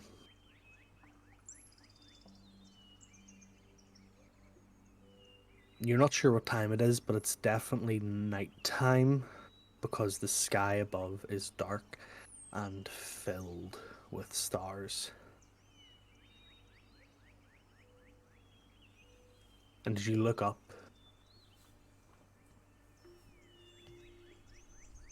you don't know how long this dream is going to last. And the swaying of this raft on these gentle waters. You lie down on your back and just watch the stars.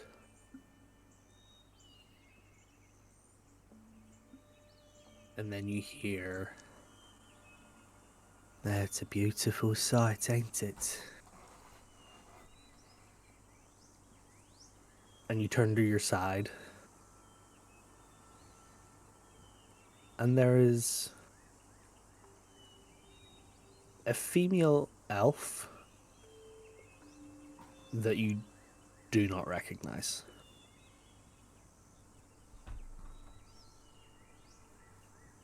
Yeah, I think they're comforting. Well, I'm glad. That's kind of what I made them for. You. Oh, sorry there. Fenmarel Mysterine, elven goddess of rebels, song, dance, and moonlight.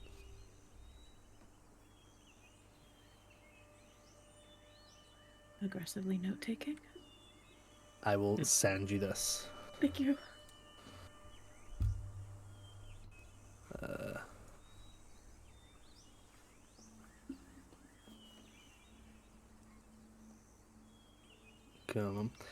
So yeah, as Fenmarel is kind of looks to be just like a plainly dressed elf with maybe like the clothes are maybe slightly upper class. Like they're clothes of finery, clothes of, you know, clothes of finery, clothes of deep blues and bright whites. So I heard through a little birdie, or many little birdies and sharks and any other manner of creature, that you're one of my, would I say, disciples? I'm a god, but you're not a cleric. But you follow one of my kin. I'll call you one of my kin.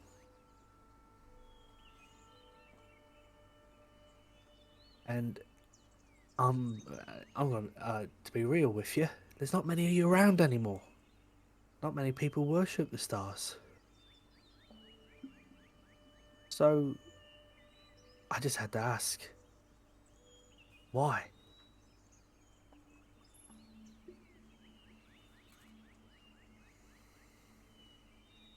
I just. I think it's comforting that there's proof of more than what I've experienced. I mean, yeah, you've experienced nothing. You're what? 21? 22? I think 19. I'm really bad with the ages of, like, most Okay, things that aren't okay. celestials. So, It's okay. you're 19, and you're an elf. How much time do you think you have left?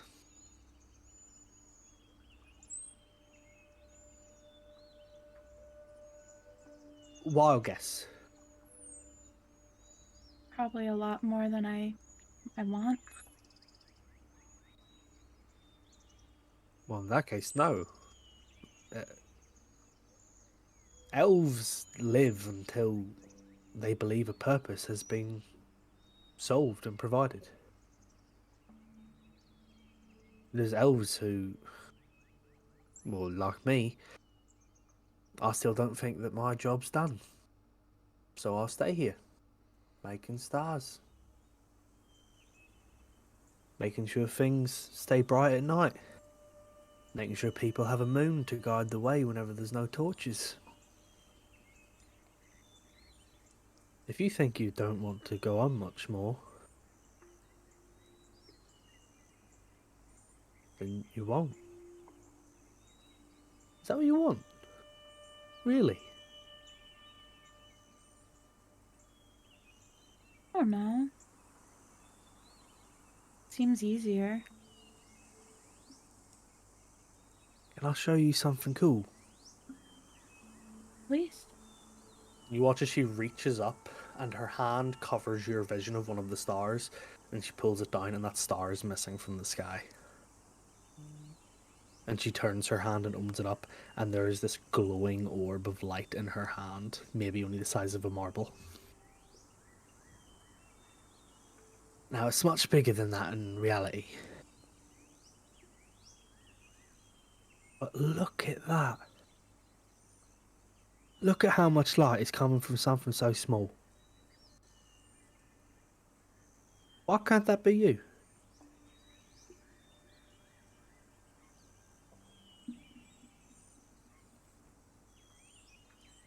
I think, and I think I've got a right to say this as, you know, goddess of moonlight.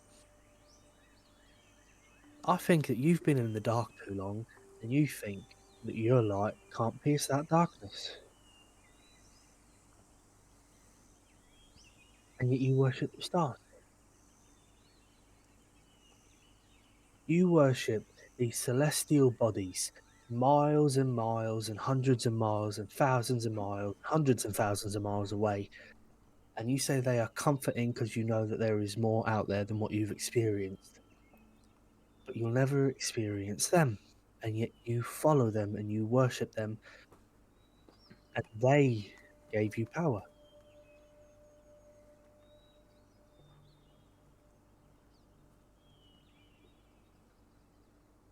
Things aren't gonna be easy for you.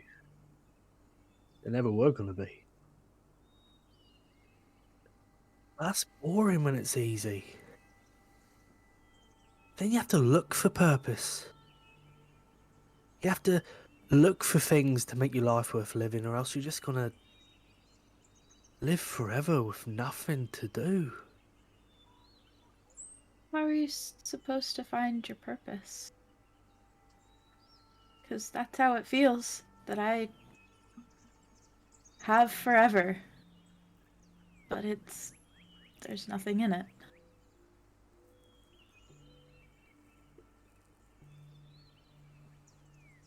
For me, when I lived, there were no stars. Night was pitch black. We only had fire to light the way. What of those who couldn't make fire? My purpose was that I wanted to provide guidance for all who didn't have guidance before. I didn't realise that until I was about 300.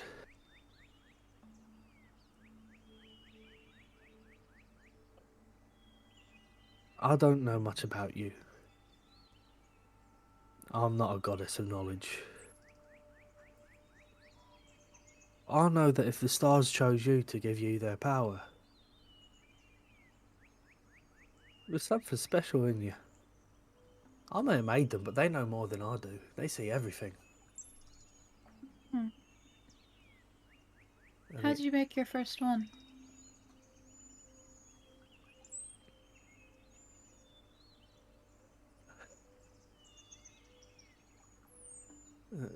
I was about 400, about 100 years after I found my purpose.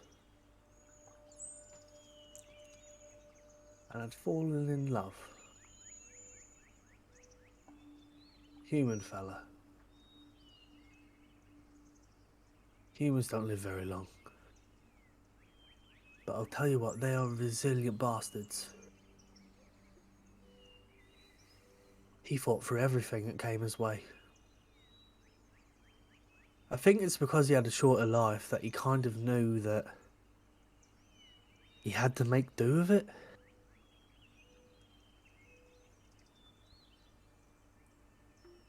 And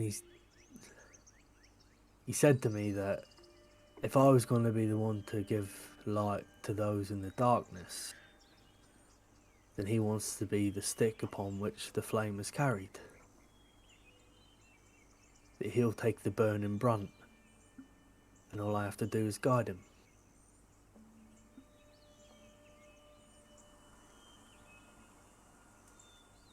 You ever get that whenever they say there's a glint in someone's eye? Yeah. That's what he had.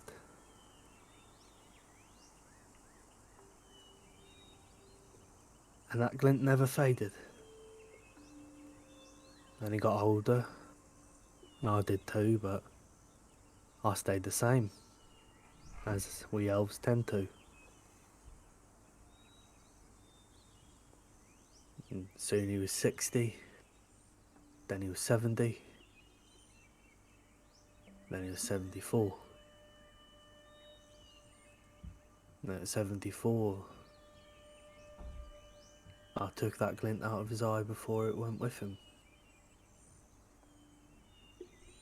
And at any given night, when you see the brightest star in the sky, that's him.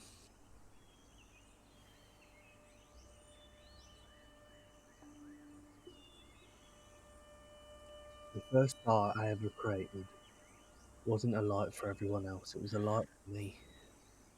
Keep me going.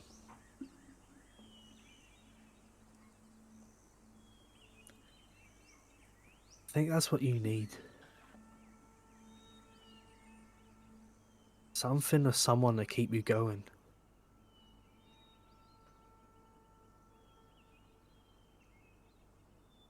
Find your glint. And if you don't find it in someone else's eye, maybe someone will find it in yours.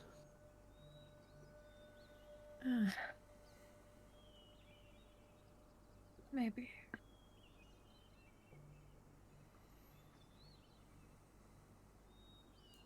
Anyway. You might be one of the few of my followers, but you're not the only one. Guess it runs in your bloodline. What do you mean? No one in my family even cares about nature, let alone the stars. What are you on about? Your mother's brother. My mom doesn't. My mom doesn't have a brother. Yes, yes she does. Unless he's been lying to me, then he's your mother's brother. Who? you seriously tell me you don't know your own uncle? I don't have any biological uncles. Maybe none that you know. I've Thelis. none-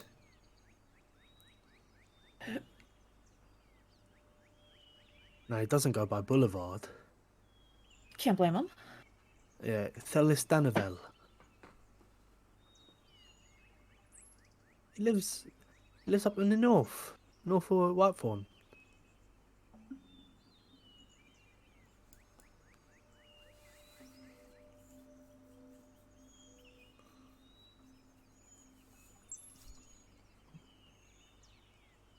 He chose it there because of the mountains, so he could get closer to the stars. I'm so sorry. You two have ruined the cardinal direction. I don't know what to fucking tell you. We're just ramming north into the ground. Oh, Lots of planets have a north. And then we come 99. from oh yeah, we come from up north, and this guy like Athelis, he like really likes stars. Yes, he was very kind to us. I'm sorry. I'm so sorry. 98% of the population comes from north. The north? The north. Just a portal there that people descend from. No, truly. It just keeps going. What did you say his name was? Sorry. Thelis Danavel.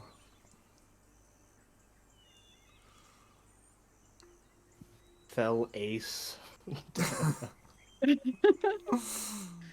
can't believe it. It's you and me. Oh. I've never even heard the name. Well, pardon my language then, love, but your mum's a bit of a shitty one.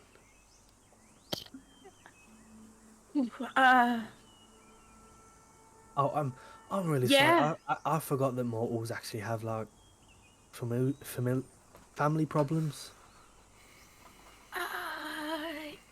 Yeah. Yeah, that's Mine have been dead for millennia, so I kind of forgave and forget a long time ago.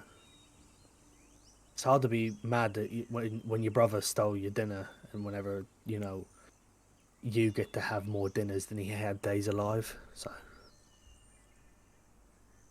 I don't know. I don't know if what you would. I don't know if you'd call what I have family problems or bad people. oh my dear, you keep this. And she takes the star that she was holding in her hand, and she puts it into your hand. You keep it when you need it. Until you find your glint. How about that be it?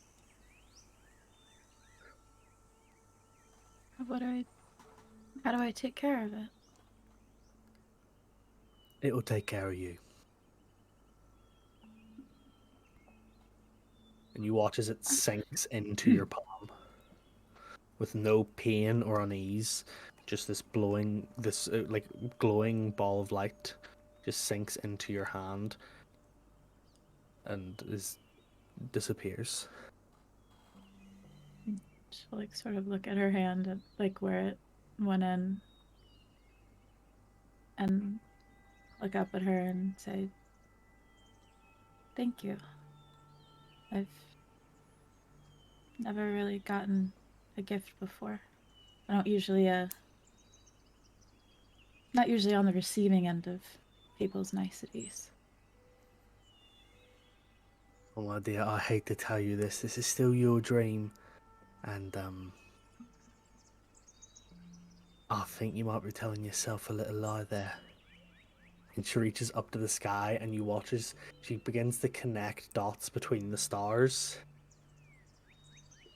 And you watch as slowly but surely the stars that you have made in your dream draw out the face of Kyler. I didn't do that. I didn't either. You know, I'm maybe the goddess of moonlight, but I wouldn't choose water as the place to sit and view the stars. She looks out on the ocean that surrounds you.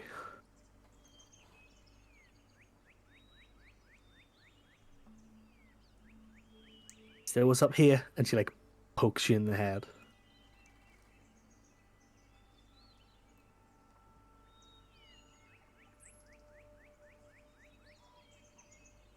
Sorry, I've got a video call from my sister there. I think she forgot that it's like nearly midnight.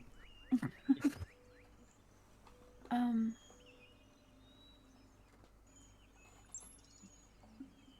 So I just find something worthwhile. What is this? What does this do? How do I know?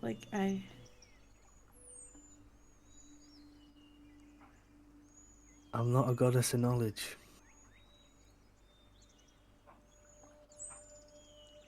It will come to you when it needs to.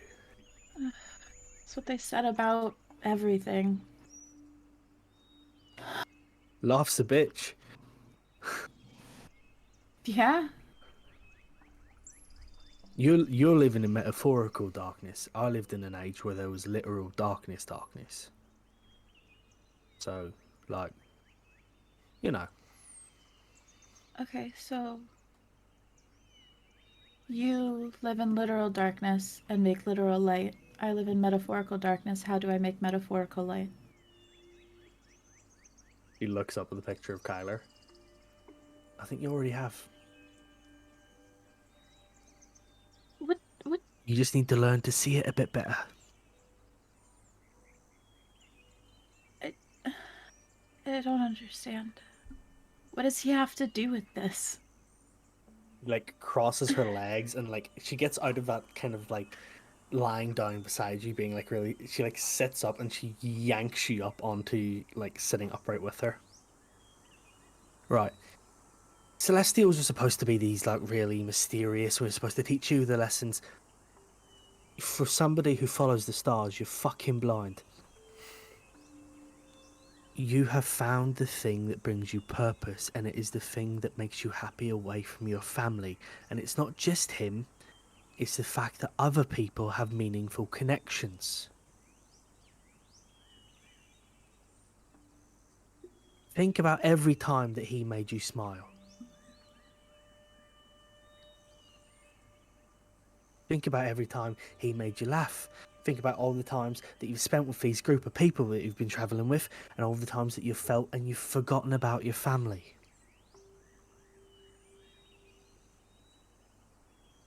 What about that little fucking ritual they did in the middle of the New Lynette? Yeah. She cups your face. My dear, you get so wrapped up in your own darkness, you don't let the light shine through.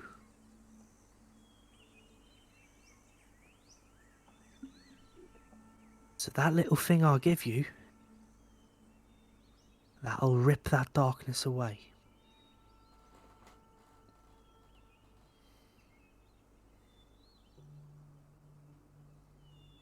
Okay.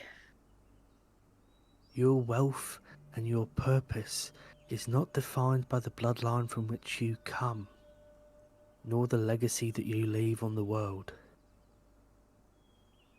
It's defined by the people and the things you do while you're alive, and whether they bring you joy and bring you purpose.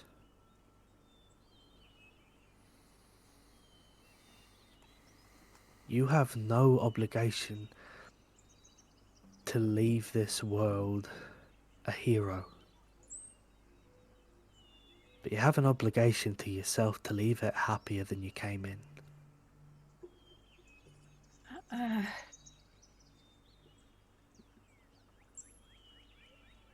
bar's on the floor. Then it's time to step over it and find a new place to set it. Also, I live in the celestial realm. We don't have garlic bread. You do. I don't have any on me. I Next what? time you decide to have a dream about the goddess that you kind of worship, maybe bring a little offering. Anyway, Uh, I'll bring the wine. You bring the garlic bread. garlic We'll have a bread picnic. specifically. Okay, garlic Well- bread specifically. We'll have a picnic next time. Um, can I ask you something? I mean, you've asked me multiple questions I mean, while but we've been here. I don't see why I would change that now. this might sound crazy. So there's this guy that I met at a store. Oh, okay. No, not no. He is great. Not the point. There's this shop owner Yeah. that we met in New Lynette that said I needed to find my uncle. Yeah. Is this? Who was that? I know you're not a goddess of knowledge and all, but did you? What do he look like? I think he was a halfling. He didn't give a name, but he traded gear for stories. And all of everything he created was based on a story. Yeah, I know who you're talking to. Um, He gave me very nice armor. I can't say, unfortunately. It's kind of his thing. But you mean, were I- in good hands. I can tell you were in good hands. Told me to. He told me that my uncle was the part of my story I was missing, and to come back to him when I had it. But now that everything with my family has blown up, I don't think I'm ever going to be able to go back to New Lynette, so I just wanted to see if I could talk to him. He may or may not have given me a little bit of an inkling that you needed to be talking to.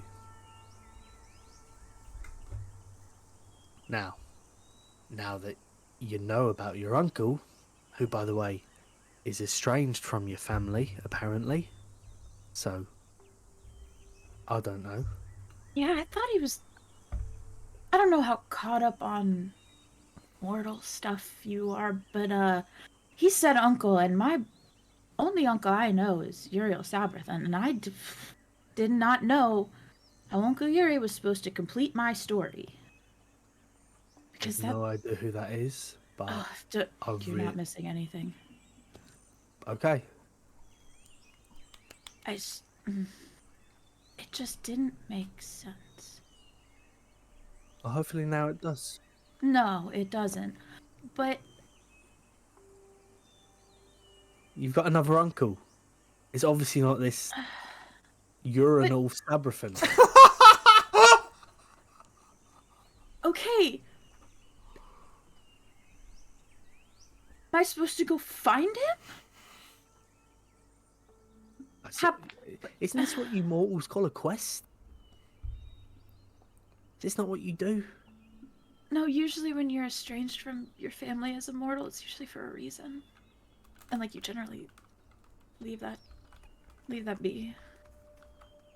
Well, now, again, not a goddess of knowledge, but I'm going to do some math. One family, one person gets estranged, another person gets estranged. Two estranged people should probably come together. Alright, yeah. Alright, I'm following. I'm the second person, right? Just to be clear. You are the second person. Okay. This is just kind of a lot. Okay. So I gotta find an uncle and make some starlight or something, and he'll be happy. I guess. I think he'll be happy without the starlight. I think he's the one that's going to help you make your own starlight. Okay. Now, things move a little bit quicker in the dream world. You've currently been asleep for about 6 hours. A lot of that has been your face pressed up against glass. Oh, And- that's not gonna feel good. Yeah, I can.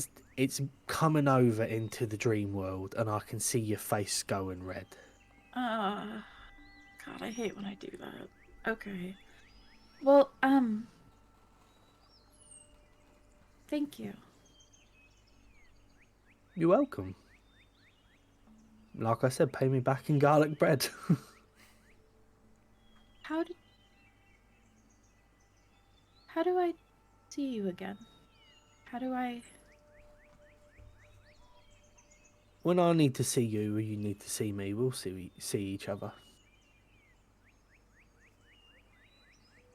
So just Okay. keep the garlic bread handy, yeah? Yeah, I could do that. Now, you got two ways of going out here. I can throw you into the sky, or we can go with option B.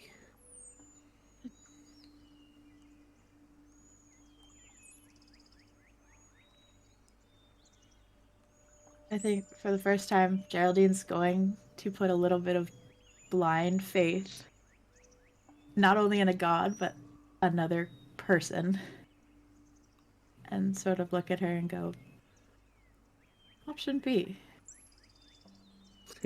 And she just pushes you off the raft into the water. As as the you sound, feel- she's like, God, not again! As you feel the water come up and surround you, and the chill take to your cheeks and your bones, you wake up and you realize that that chill is actually drool dripping Roll. down Oh, off your oh. face onto like the side of your blouse, oh, Geraldine, get it together, girly. and you go, oh, okay, I've got to move, and your face does that thing where it like Just like it slowly. like peels off. Oh. 1 second.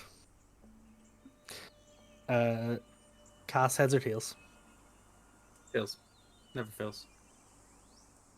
Tails.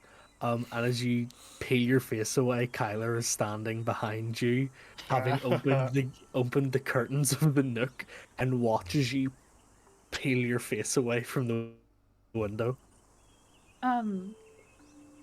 I think she's gonna look super stunned at seeing Kyler there, but immediately look down at her hand. There is a small white dot in the center of your palm that was not there before. Hey, I know you're just a light sleeper and all, so I thought I'd come up. I went down to check on Shenzhou. I was gonna head out, but What Kyle's gonna hold out time is some this? water lilies. Oh, thanks.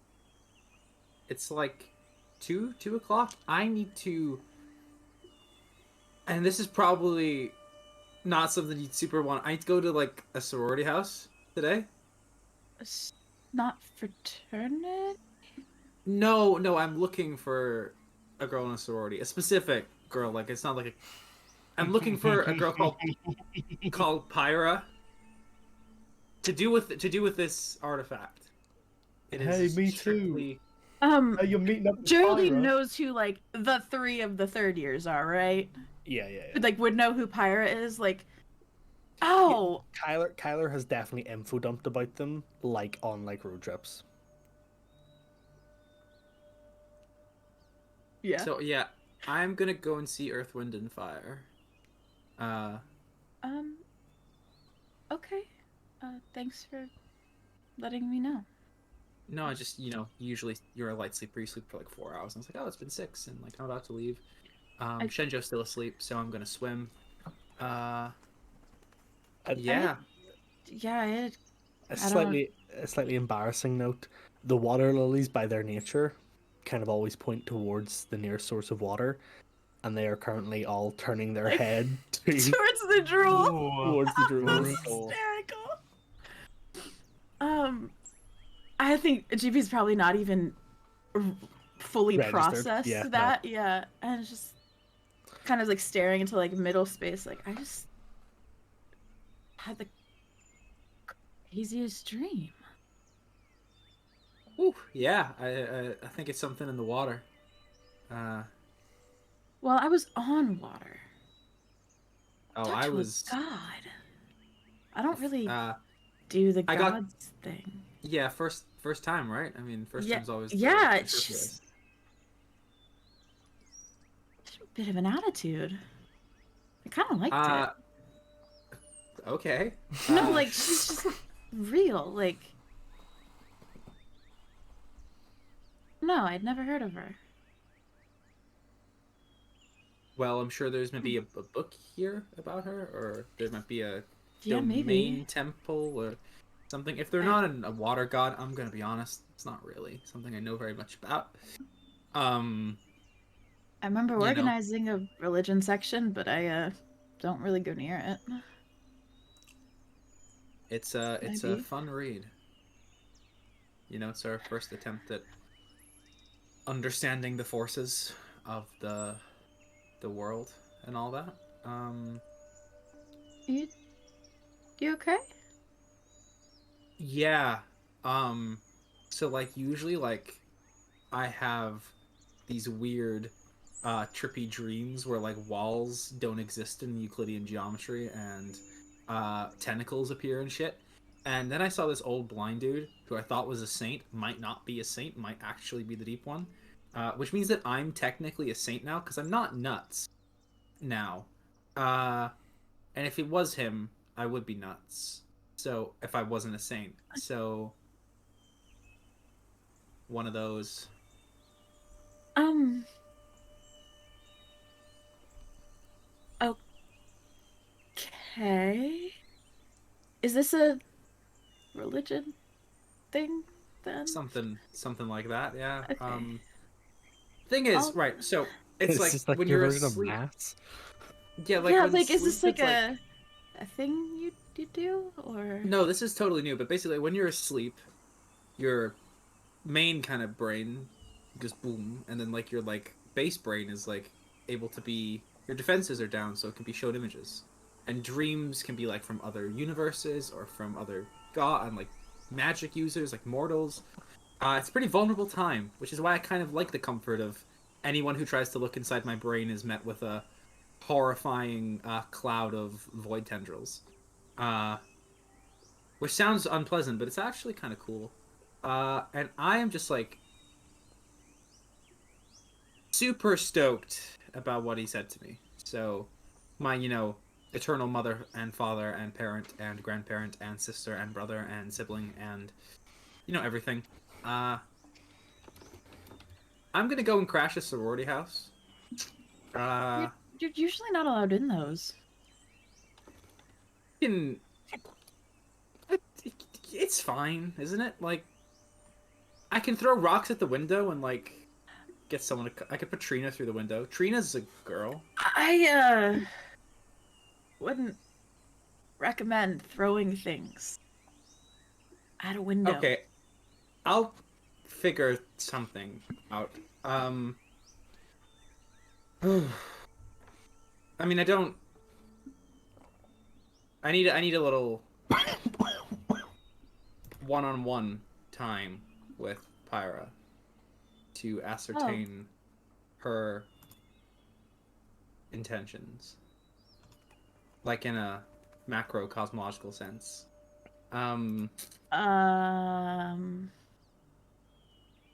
Okay. I'm very weird. I'm aware. But like, I just don't want to bug you with this, to be honest. And I also don't really know where we're at. So I thought, flowers would be nice, and I haven't Yeah. dated in a minute, since I left the water. So I don't know what landwalkers really do. So I'm just gonna let you decide. Like what's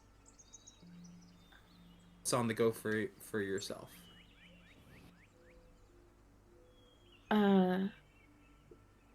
DB sort of gonna like lean back a little bit and sort of like look at Kyler like almost smirking. Just like you okay. So Alright, I'll let you know. Cool. I'm gonna go and see Fire Genasi about a relic from before time.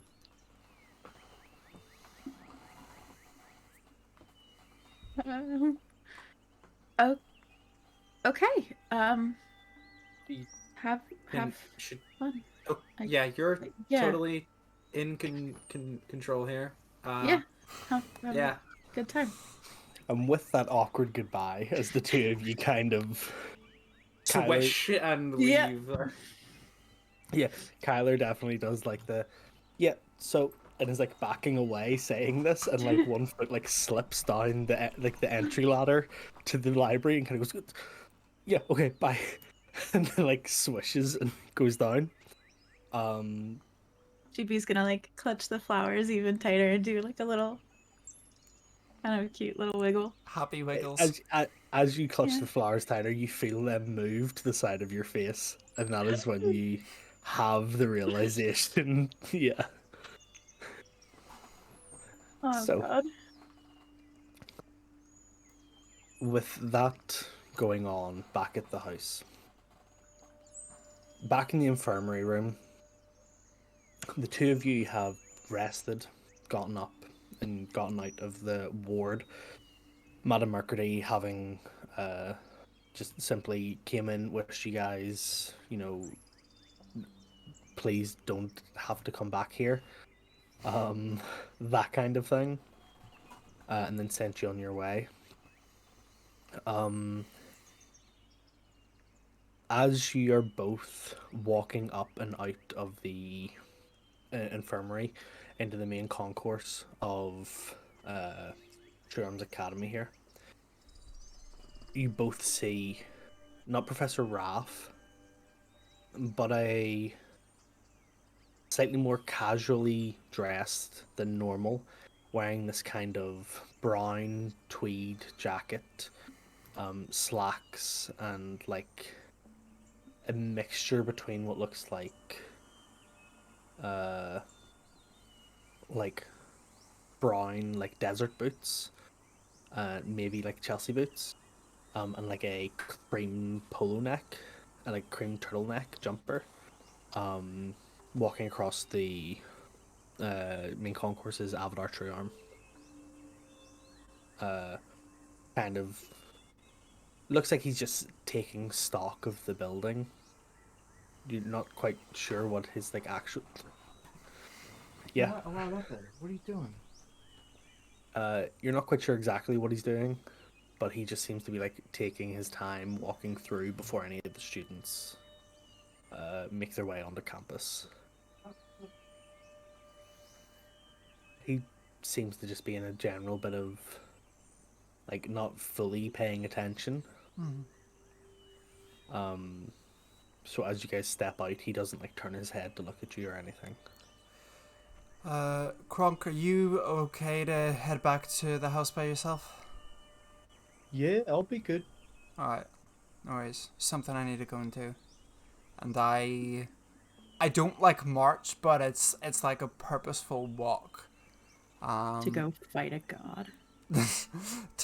Towards Avadar Tree Arm. Okay. Kronk kind of follows behind a little bit. Okay. Like, he's not making his way quick. He's staying within earshot. Okay. Professor. Avadar has his arms crossed and is just like looking at the buildings and. Yes. Can we have a word in private?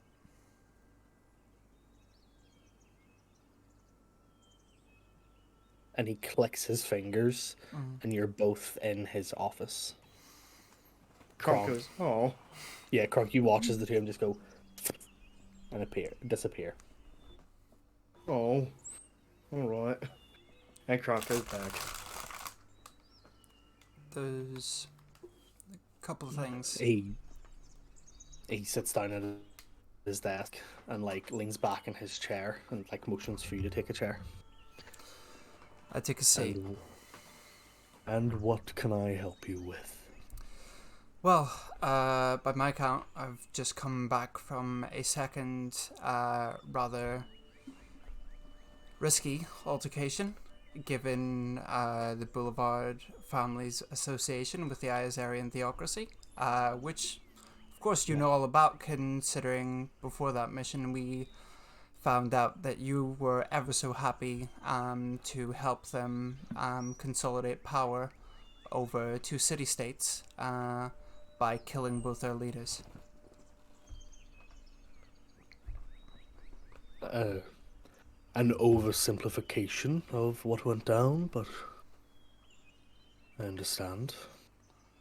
And you understand why me, being who I am, currently find it difficult to trust you. And understand that I am currently wary of my safety at this school because what's to say you won't sell me down the river when it's convenient? He leans in and he goes, "Now, what do you know of what went down And what when I Professor had to?" what Professor Raff informed us, that you killed the leaders of the city-state and allowed the Iazarian theocracy to take control because those city-states had no leaders. You must understand how that looks from my perspective. I do. And I want to ask you honestly, do you think that I would commit such an act without proper justification? I don't know, because I don't know who you are, sir. I know you by name and reputation, but that's not how I place my trust in people.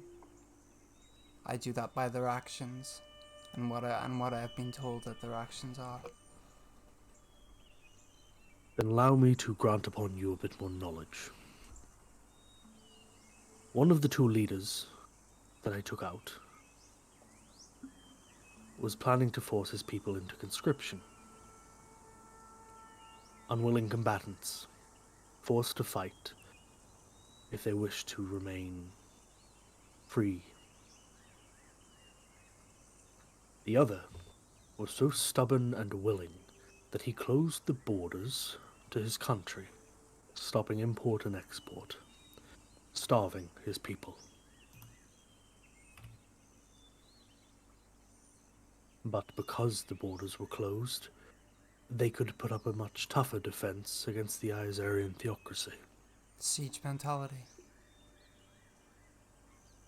Now, I killed 2 people, one of which was going to force thousands of his own to die for a fight that they would never win, and the other that was going to leave his people in shambles, dying on the street. War not in sight, but killing each other for what scraps of food remain. I took their heads, not with pleasure, but with duty. I understand that. And I understand where you are coming from. This is why knowledge like this is not shared. Well, can we make it a point that when it is shared in future, that the proper context is given to us if we're Perfect. going to be going and doing missions for you? Because, as I rightly believe, this is the second time we have not had proper context. Professor Raff gave you the context that he had. He's one of the teachers here that do not question my choices and have faith in me. And sometimes that is a blessing and sometimes it is a curse. Mm-hmm. So I do not harbor any sort of resentment or disdain for your questions. Because I too would have had questions akin to this had I found out. Mm-hmm.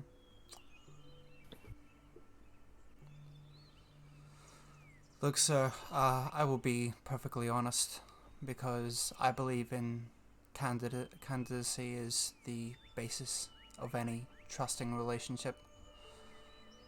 You are the most powerful known adventurer in the world, and that's dangerous. because I don't know who holds you to account. But I am in a position where I need to be able to trust you. So there are two things that I'm going to ask you. First, I've already alluded to it. Anything that you request myself and the rest of my friends to do, can we have full candidacy and transparency in future? And can it not be placing any of our number in unnecessary emotional distress? Because I believe this decision to put Geraldine in the position that she was put in was completely avoidable. And it wasn't fair.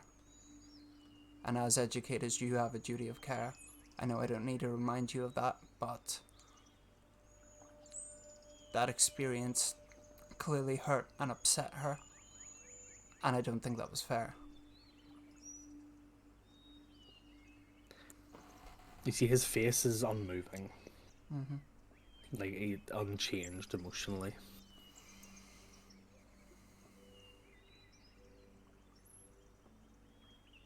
I take on board what you're saying. Thank In you. future, nothing without these parameters being met shall be presented to your party. Professor Raff also put some information in Geraldine's head and then wiped it clean from her memory, but she knows the event occurred. That's...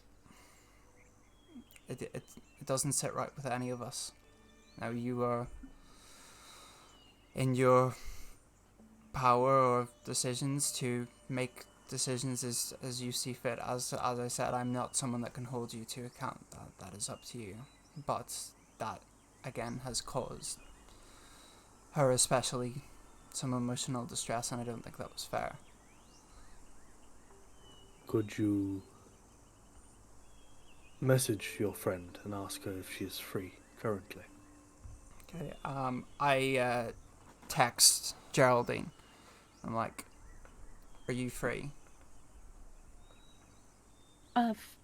Geraldine will be like, I guess, still like starting her day Mhm. by this time, I suppose.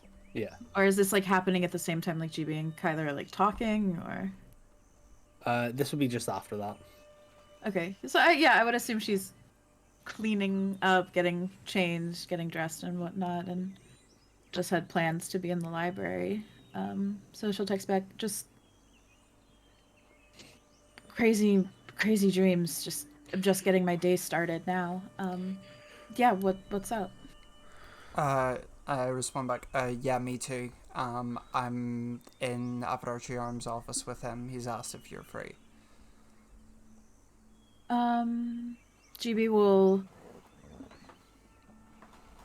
reply saying, yeah, yeah, I could come by for a little if I'm needed. Avatar just kind of looks at you and goes... She's free. He clicks his fingers, and Geraldine, you're in the office. Geraldine is probably still in pajamas. But like together, and she's like still standing there like holding her pixie waiting for Dre to reply, and just looks up and is, Hey. hey, Miss Boulevard, thank you for coming, and a lovely... yeah, I thought I was. It A doesn't. unique outfit you have worn today. You know what pajamas are? Come on, don't make it weird. It's What 3 o'clock in the afternoon. I didn't think that I was the one being weird still wearing pajamas. it's weird. It's been a long week. Yeah. Your friend has brought up to me that the situation in which you found yourselves caused unnecessary and undue emotional distress. Of which I apologize. And I do give my sincerest apologies. He also told me that Professor Raff has bestowed upon you a secret and locked away the memory. Oh, yeah. Before we left, I had asked him if I needed something to get Jax to trust me more. If she needed information and I needed something to offer.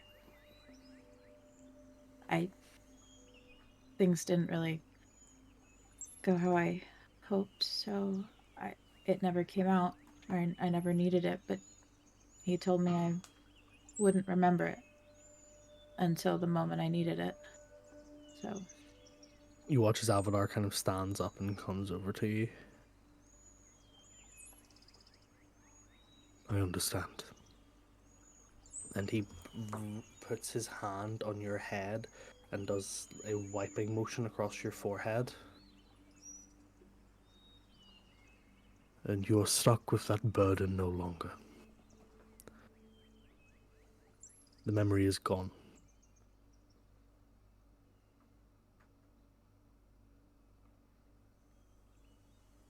okay. I know not which secret he decided to bestow upon you, but whatever it was, I apologize for the burden.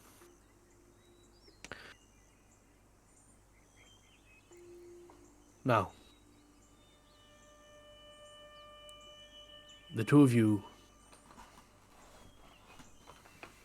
I'm sure, have many things that you wish to say to me. Yeah, there's a couple of other things. I don't mind Geraldine being here for it. As you know, for what I am, I don't really know what I'm doing when it comes to this Dusagairi stuff, and I could really use a teacher. One of the main reasons I came to the school was because Dren had information that there was a Dusagairi here. Someone with a dragon of their own. Someone who could teach me. And I'd been hoping to... Sorry, say that again? There is. And I'd been hoping to grab you for a conversation if you could point me in their direction, if that was knowledge I could have. But and I assume these past couple of missions, especially myself, a wanted prince by the Azarian theocracy, going right into the heart of Boulevard territory, should garner me enough favor to know that. The existence of the Dusagairi on staff is not a secret. Simply, he has not been here since the start of term. From what I'm aware, he and his companion are currently overseas and will be back before Witherend. Okay.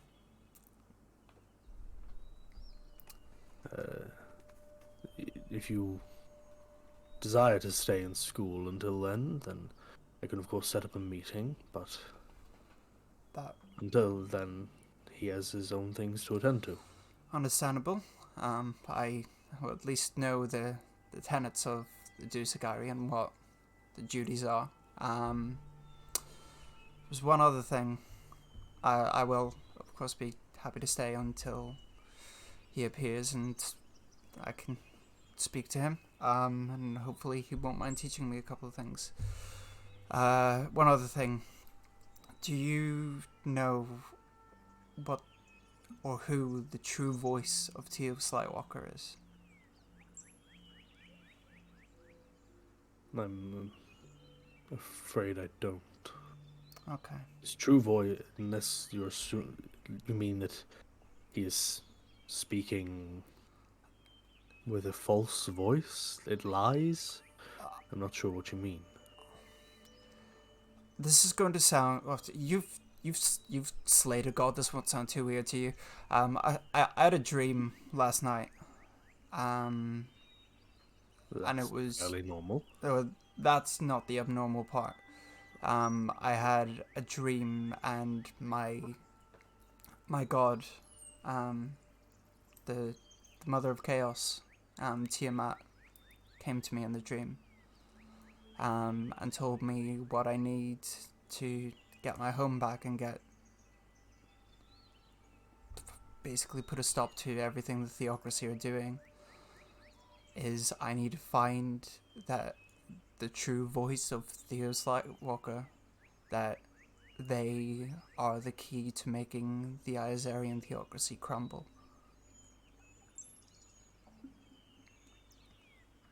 And not long ago in Professor Raff's office, my friend Tari had basically communicated with my father in Avon. Well, he was being subdued psychically, and he had said that he had found a weakness, that the Theocracy had a weakness. So I assume those things are connected, and I knew it was a long shot, but just in case you knew who or what this true voice is, I know where I might find that information. If I knew what you were talking about, I would tell you. I can put out a number of different, I can put out a number of different eyes and ears to see if that is something that would come up. I'd but appreciate that. I feel like it is the least I can do after what you've told me that your group went through. If there's anything that any of your other members of your group desire, do tell them to pass it along. I think knowing that we don't have a bounty on our heads for what went down in Newlanet would go some ways, but I can't speak for the group. I can only speak for what would be Bounties helpful to me. Bounties and any outstanding warrants are being taken care of as we speak. I take it we are reinstated as students. That will have to wait until the following week. Admin takes a couple of days. Got it. But that does mean that you can now enjoy the remaining 4 days until the next school week begins. Alright. Sorry, I've been talking for this entire time. Geraldine, if there's anything you want to say, go ahead. If you want me to leave the room so you can have a private conversation.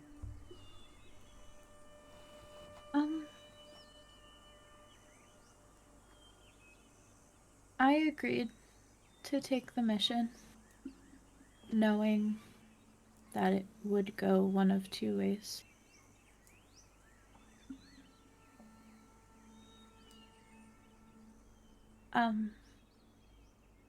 I don't really know how it works year round, but I think I probably need to set up some sort of other name for myself at this point. And I don't know how that'll work.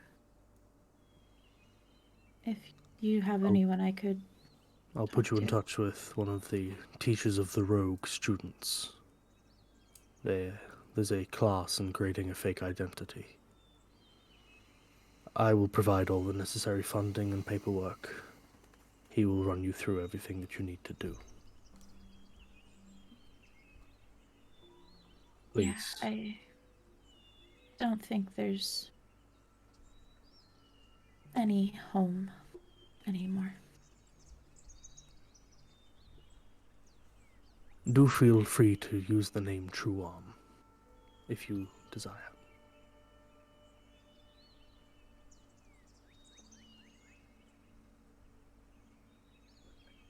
Thank you. I understand the pain of losing parents. It is what drove me to the largest battle that I ever had.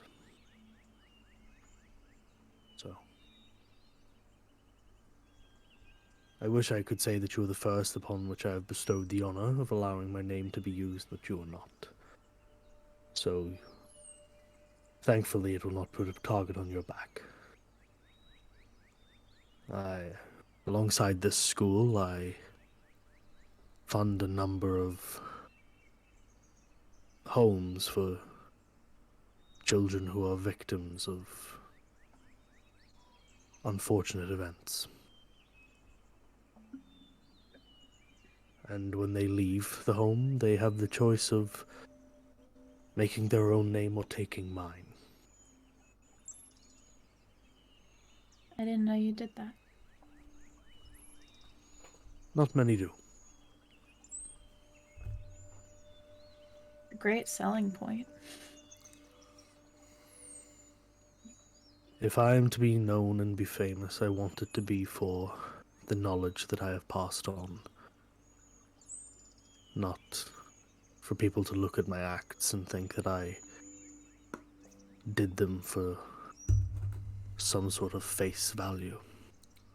Appreciate that clarification, by the way. Knowledge is the most important thing. That's why I started a school.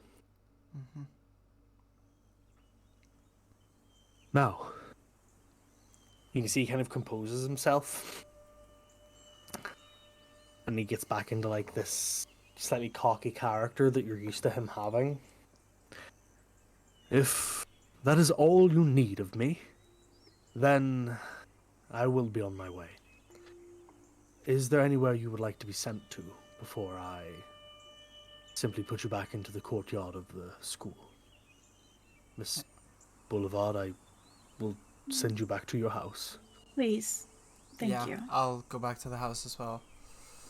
Of course. You can put both of us where I was. I was just in the library. Yeah, that'll be good. Of course. Thanks again. Thanks, Professor. As ever needed. He clicks his fingers, and again you're both now in the library, standing in the same like positions you were from each other, but just in the library room now. I think Juby's gonna look over at Dre and say, GT doesn't have the same ring to it. Not quite, but whatever name you feel most comfortable with, that's all that matters, really, whether it has the same ring to it or not.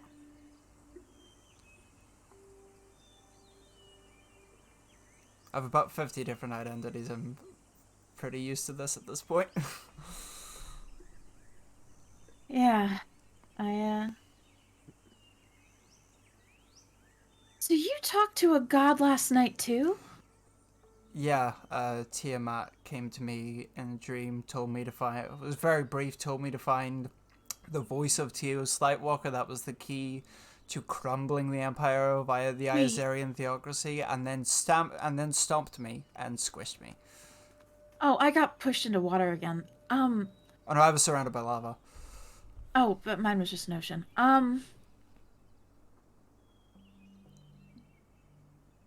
Anyway. Remember the story guy in the store before the show? Yeah. Remember he said, go find my uncle? Uh-huh.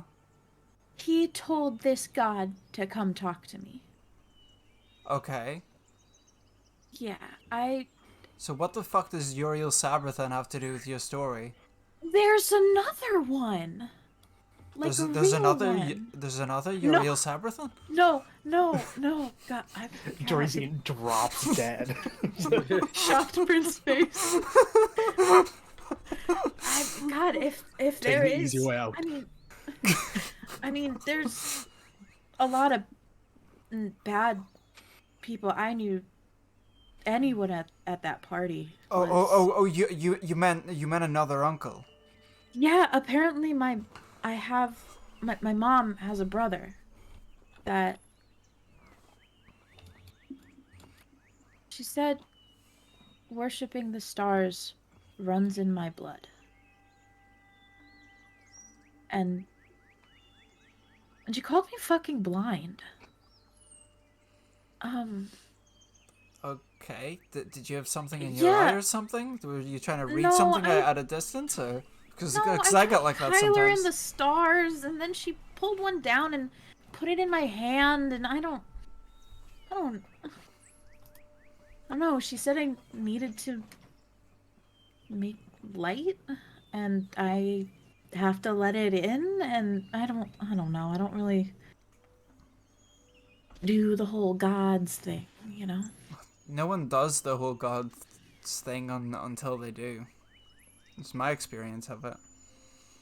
My grandfather was not really religious until he, well, essentially needed saved our city. Needed to change the tides, and that's how we have come to follow Tiamat, the bringer of change.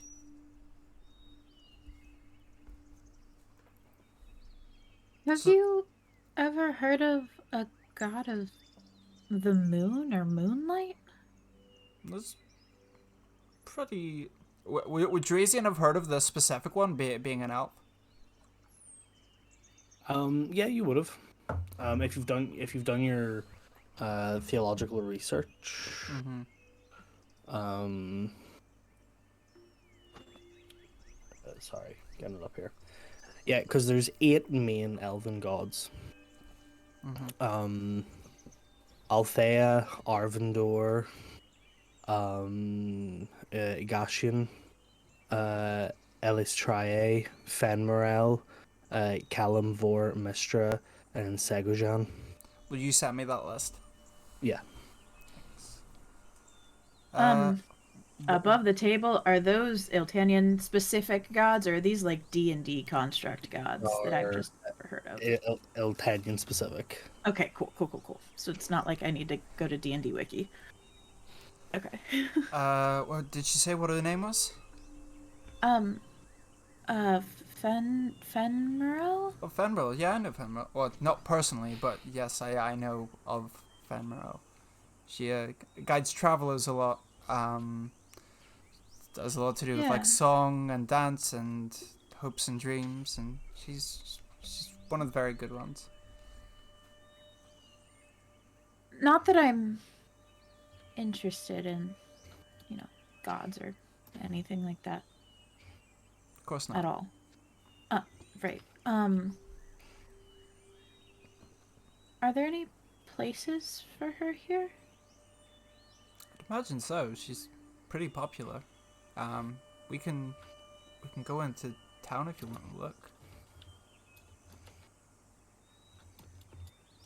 Yeah. I think I'd like that.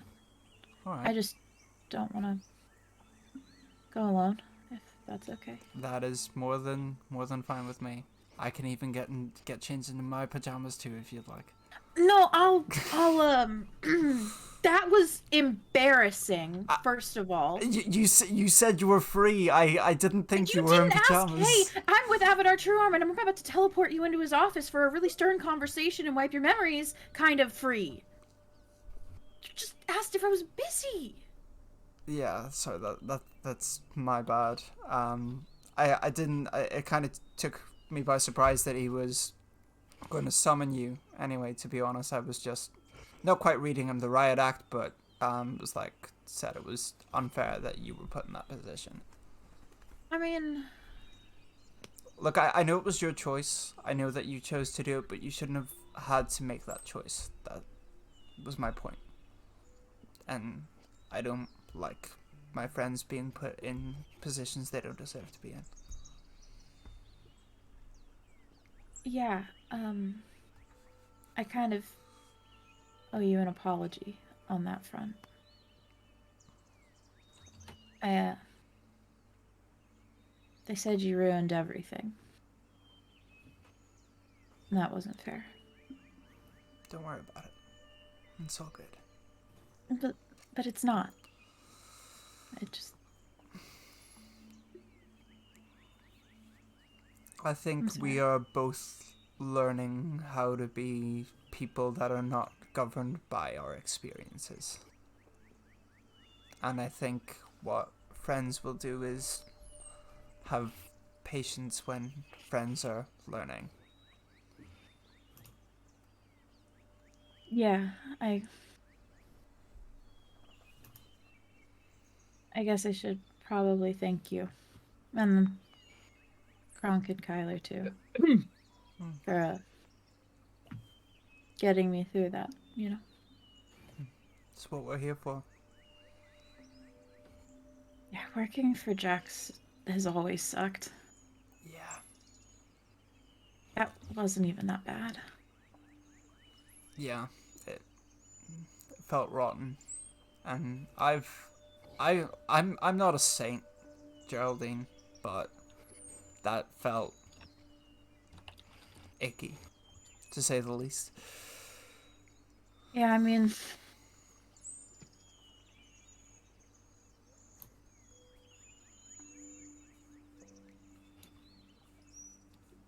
yeah, I guess it just kind of comes down to how many scars you can justify Yeah. just because you love the people holding the knives, you know? I know. But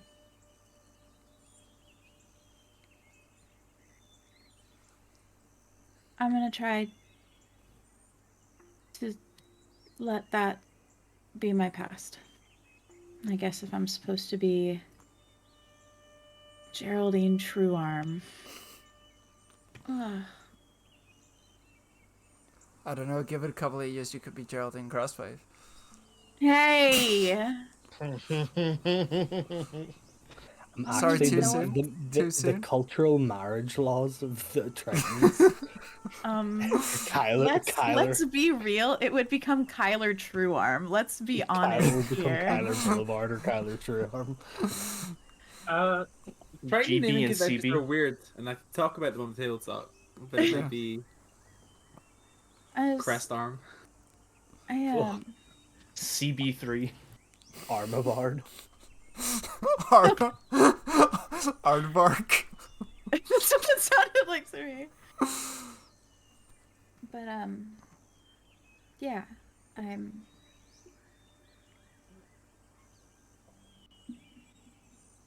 I think it's gonna be different now, Yeah, me too. and I kind of owe it to you and the other guys for it. Feelings mutual. I felt a lot more that the weight of the world isn't on my shoulders as much since we kind of became a group, and you've been a big part of that, so appreciate it. Yeah, you guys are kind of my family now, if that's okay. That I did say to you the other week that kind of see you as family is at this point anyway, so I'm glad the feeling's mutual. You wanna go? I'm gonna get changed, and then do you wanna like get some food and then see if Sounds some good. churches or whatever you call them? Yeah, that we can go and seek out some temples. Temples, right? After you get changed, if you want, you can come and say hello to Azuria if you want. Oh my god, I forgot about her. Oh, don't tell her that. Oh no, I wouldn't. Don't you tell her that. Yeah, don't I was- worry, secret safe with me. Did she double in size again? I don't. Hold on, Jurassian. I'll see you down there in a minute. Doesn't You like. haven't been to your bedroom yet. Yeah, doesn't climb down the library ladder, but like fireman style slides down it, and just runs to his room to check has Azuria got any bigger? Is there a hole in through my window and wall right she now? destroyed all the furniture. No, she's She's the same size. She, Yeah, she's the same size, but your room is a tip. Okay. Is a what? She, a It's a- tip, like It's a mess. Like a garbage dump, like Oh. a pigsty. Yeah. like a There, wreck. it- Azuria cranky and hungry. Well, Calrus has been feeding her. Calrus has been feeding her, but Calrus has not been entering that room. Calrus No, has it's been like- throwing the food through the door. Close the door. Shit, Keller's in the house. Yeah. I straight up forgot. I feel like Forgot too. Oh. No, I feel he, like he wasn't here last night. Whenever you guys came in. Okay. It'd be just really So he's just hilarious been if I was house like, sitting. Oh. Okay. Yeah. I just keep Okay. walking. After I've gone to like see Azuria and start to like clean up my room a bit, I text Calrus and be like, "We just got back. Are you okay, buddy? Thanks for taking care of Azuria." You send the text, but there's no response straight away. Okay. Might come later. Sweet. And once again, jumping over to the other side of town. Kronk, you are just across the bridge of True Arms Academy. Because it's kind of like the school, the way that this like campus is made is broken up into three pieces. There's the school and all its buildings. In front of the school, there's all of the like fraternity and sorority houses and the on-campus accommodation. Mhm. Then there's this long bridge, and then it goes into Agalane. You have just crossed the bridge.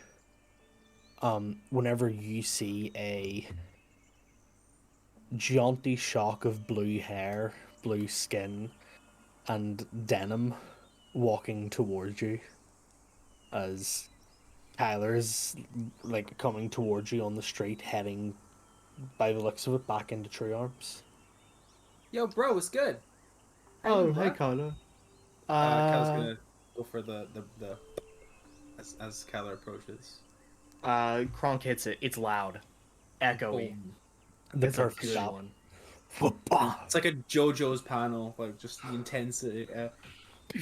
I was just Yeah, actually about to text you. I didn't know where you were at. Yeah, Dracian like teleported away. I don't know. I was he gonna go does around. that. Yeah.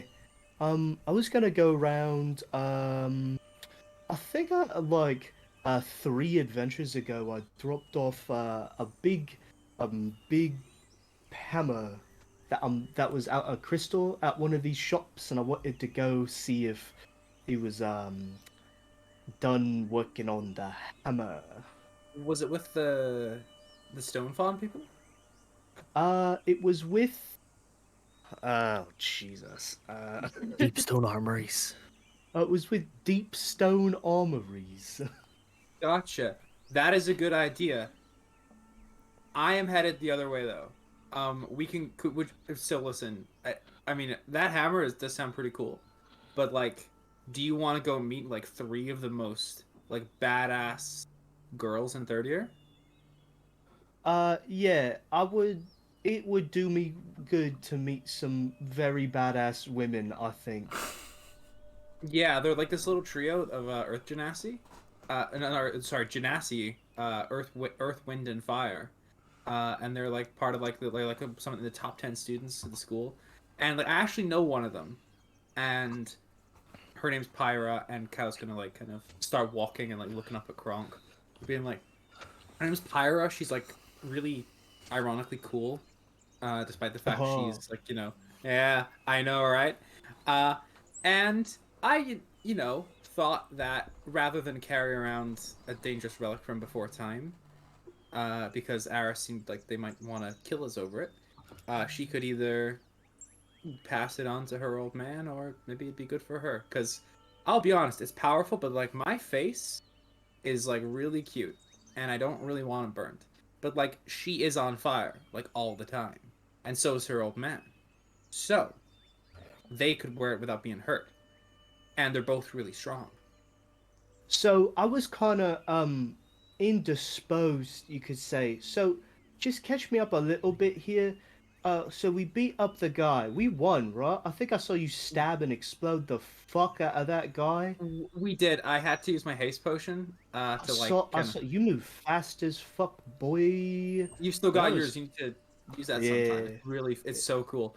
But basically, yeah, I got you into Geraldine's like healing, and then I like run and like dove into this guy because he was going for GB, and I was like stab, stab, boom, boom, boom, and just like firing in the smites. But You hit like, this- as fast as I do. That was really good. I Oh, you felt I just- felt really good. That was great. But then he exploded. He did, and I have it here, and Kylo kind of like pulls back his coat to see like the mask is like hanging like from like it's like So clipped we- there. So we didn't give it back to Eris. Is that No, right? We didn't. Is there a reason? I was kind of out of it. Forgive get you. me. She kind of wanted us to keep it so that the people who were, you know, this Aegis chapter would be like, oh, we won't, you know, go for her. We'll see if they're coming for us when we take in this other thing that they want that the Boulevards had. It was like an axe or something. Some An mean axe and some talking. armor, yeah.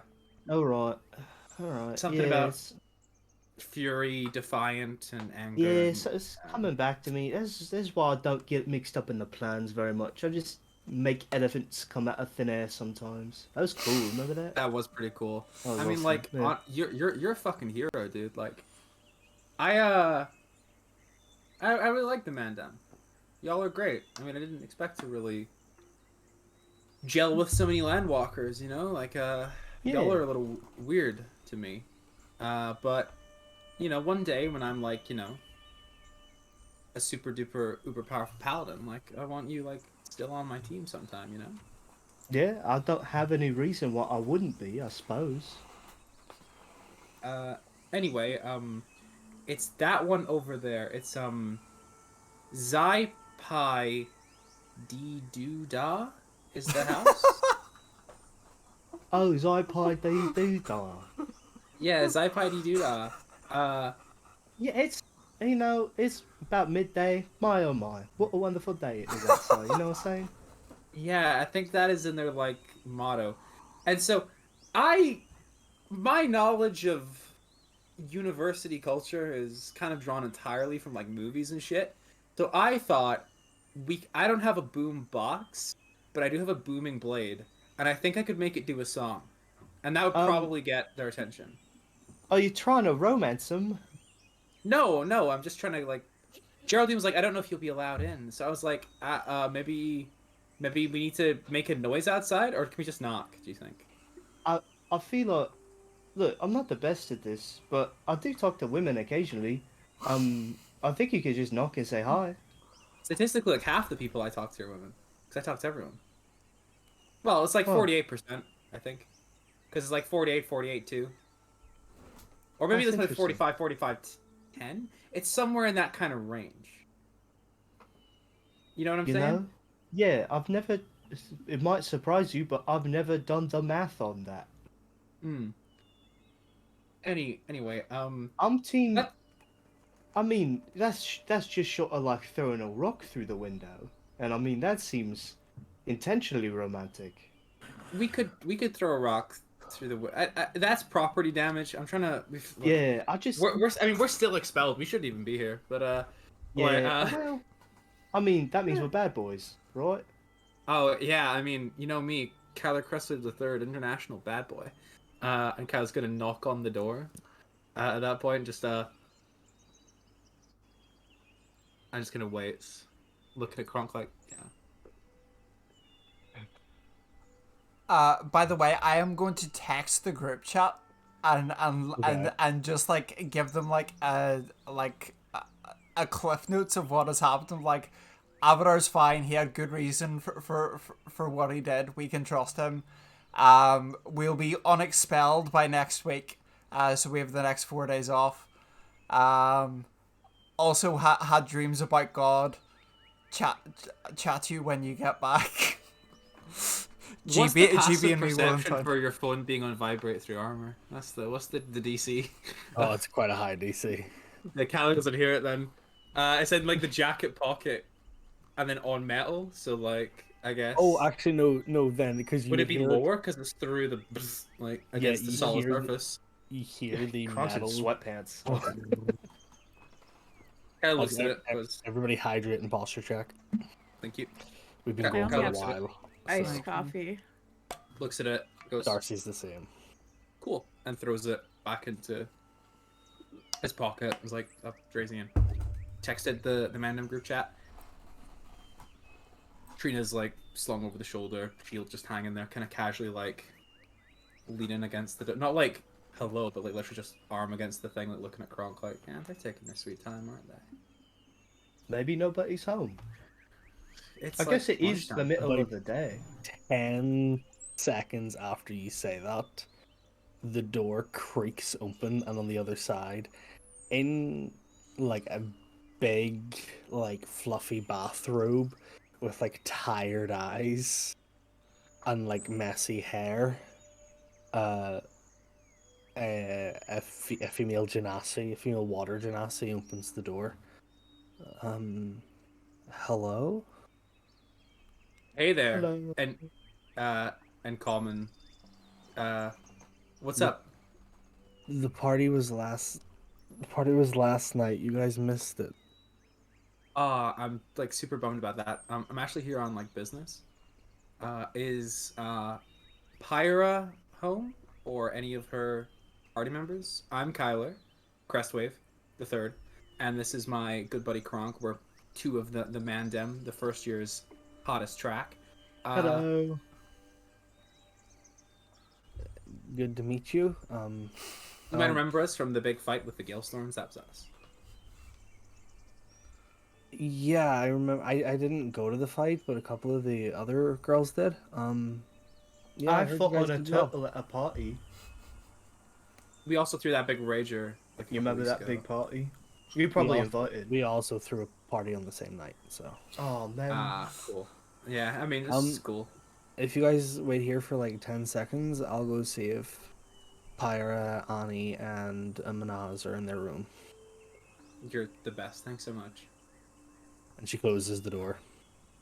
Which one do you think is which? You think Annie is Earth or Annie is Wind?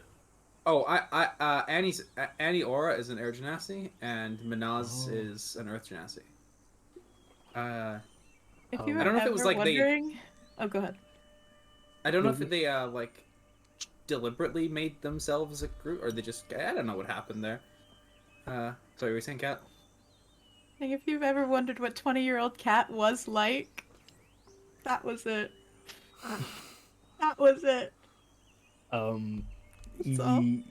the door closes, and rather than hearing her like walk away, you just hear her shouting, "Does anybody know where the three are?"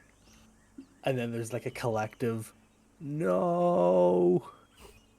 Are they at the training grounds? And then there's like a single, "Yes." And you see like Kyler and Kronk, you guys like kind of like turn It your sounds heads a like bit. they need lay on hands. You see like 2 or 3 like heads like looking out like over the windowsill out of like the main room of the sorority house, like all like makeup running and like obviously hung the fuck. Just like so hungover, just like looking out of the window, looking at the 2 freshmen who are like on their doorstep. two Kronk first years. has Kronk's weirdly like dehydrated right now because of all the exhaustion, so he looks Just ripped right ripped. now. Just looks Mm. fantastic. Kronk, oh, he just coincidentally, oh, I'm not wearing a shirt. Kronk never wears shirts. True. It's another looks like a tank top. Yeah, like Yeah. Kyler gives like a little jaunty wave, like, "Hey there." One of them waves and the rest kind of like laugh, and then she realizes she's the only one waving and like puts her hand down. The door opens again. Yeah, they're not here. I don't know how they do it, but even if they drink more than I do, they don't end up like this. They're If you go back into the school grounds, they're in the training grounds. Do you want to feel less hungover? I could, Red Paladin says that you can. It's a rite of passage.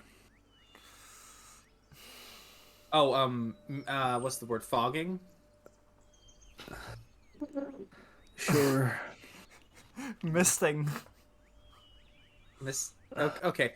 I'll go and find them with my I good thought buddy they'd be here. crazy to get laid on by your hands, but Tyler turns a deeper shade of blue. Is like, I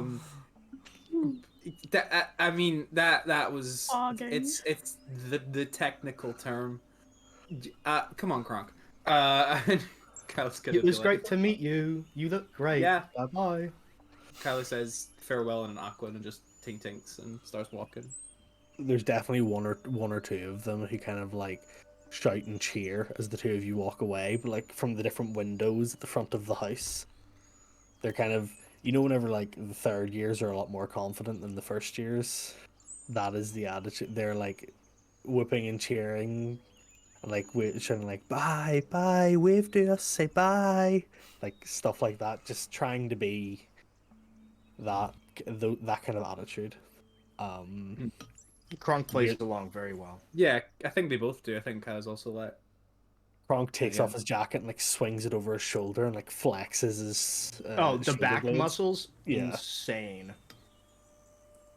So the training arena, can we get in? We're not. We'll be fine. Training grounds are open to all students at all times. But we're not Um, students. Is the thing. We have 4 days until we're students again. True. But like, we can blag it, right? We can. Yeah, I'm pretty very much. sneaky. You guys do get across. You go past the sorority houses and you go back into the main grounds. The training grounds themselves are not far from the arena in which you guys had your fight, but the training grounds are more of an open concept. There's still like a wall around them, but it's less grandiose. It's just like a large, kind of wooden enclosure wall that makes it so that if somebody wants to have private practice, they're not being stared at by everybody walking past. But you guys do walk over it and you see that the doors to the training grounds are not like locked, but the doors themselves are closed. But there's this huge like sliding bolt that is in the open position, so you can just push the door open and walk on through. As you as you do so, as you walk on through, you see Manaz and Annie sitting on a bench down to your left. Both of them look worn out. And you turn and you see Pyra. I can't remember. Pyra. Yeah, I know it jumped back and forth, so we like. Pyra is in the middle of like pulling out a sword, and you watch as the sword is pulled out, it ignites, and she's drawing the sword very slowly, and there seems to be some sort of control, like minute control of her flame, where she's drawing the sword and igniting it, but making sure that it doesn't burn the scabbard. And she is like excruciatingly slow drawing the sword out, inch by inch, lighting the flame as it gets pulled out. And then as she pulls it out, she waves it around, puts out the fire. You can just see like sweat is running off of her face. And the only reason you can tell that is because as it runs down like past her eyes, it turns back into steam and rises up into the air. Because she is a fire genasi. And Manaz and Annie kind of both look up at you. Manaz is fairly stone-faced. But is keeping like a calm composure. Just kind of like looks up at you both and raises, this is not a pun, but like the Rock eyebrow? Like Yeah. Looks up at you both like that. And Annie goes, "You're right, fellas. What can we do for you?" Hey there. My name's Kyler. This is my buddy Kronk. Hello. And we were actually just here to see Pyra. We've met once or twice before. Our fathers are in the same business, and we just I had Well, something that I don't know if she's looking to date anyone right now, like. But, Oh no! I mean, I think that would. I mean, it would get pretty steamy, but no. I am whispered for, right now. Is that the term? It's not shouted for. I'm not. he's saying Yeah, this- Kronk Hello. is a bachelor, But that's not what we're here for. but that is also that is not what we're here for. I must reaffirm. This is strictly business. I mean, not that you're not like cute or anything, but like we're not. But we're here about. I mean, but we not know. Well, Kyler knows Pyra is the thing. Not intimate. Not. I don't know her. I As, just yeah, as you not guys are like- tripping, as you yeah. guys are tripping over your words, you hear a voice go, "Kyler, how are you? What are you doing here?" Yo, Goes softly. turn and- Oh my god. You turn and you see Pyra still holding this weapon down, but she's now removed like the majority of her armor and is just in kind of like just workout gear. Kronk starts sweating. Was your friend working out before he came? Yeah, it's why my Uh, muscles look so big. It's what it's why my muscles are so big and I'm thirsty. Well, I mean, I'm sweaty. How are you? I'm Careful. Kronk. Hello. Careful, big man. When the rocks get hot, they turn to lava. Kronk like staggers as if he was knocked back a little bit, and somehow blushes. You've never seen Kronk's like skin tone change without some kind of like outside interference, like from makeup or anything like that. But somehow you could just tell that Kronk is blushing. Is Chris frozen for you guys? Yeah, Chris's camera's frozen. Yeah. Mm-hmm. He's doing a John Cena. He was like, Goodbye. And the cat is gone funny. No, cat's back. Oh. There we go. Discord could be acting up. Uh-oh.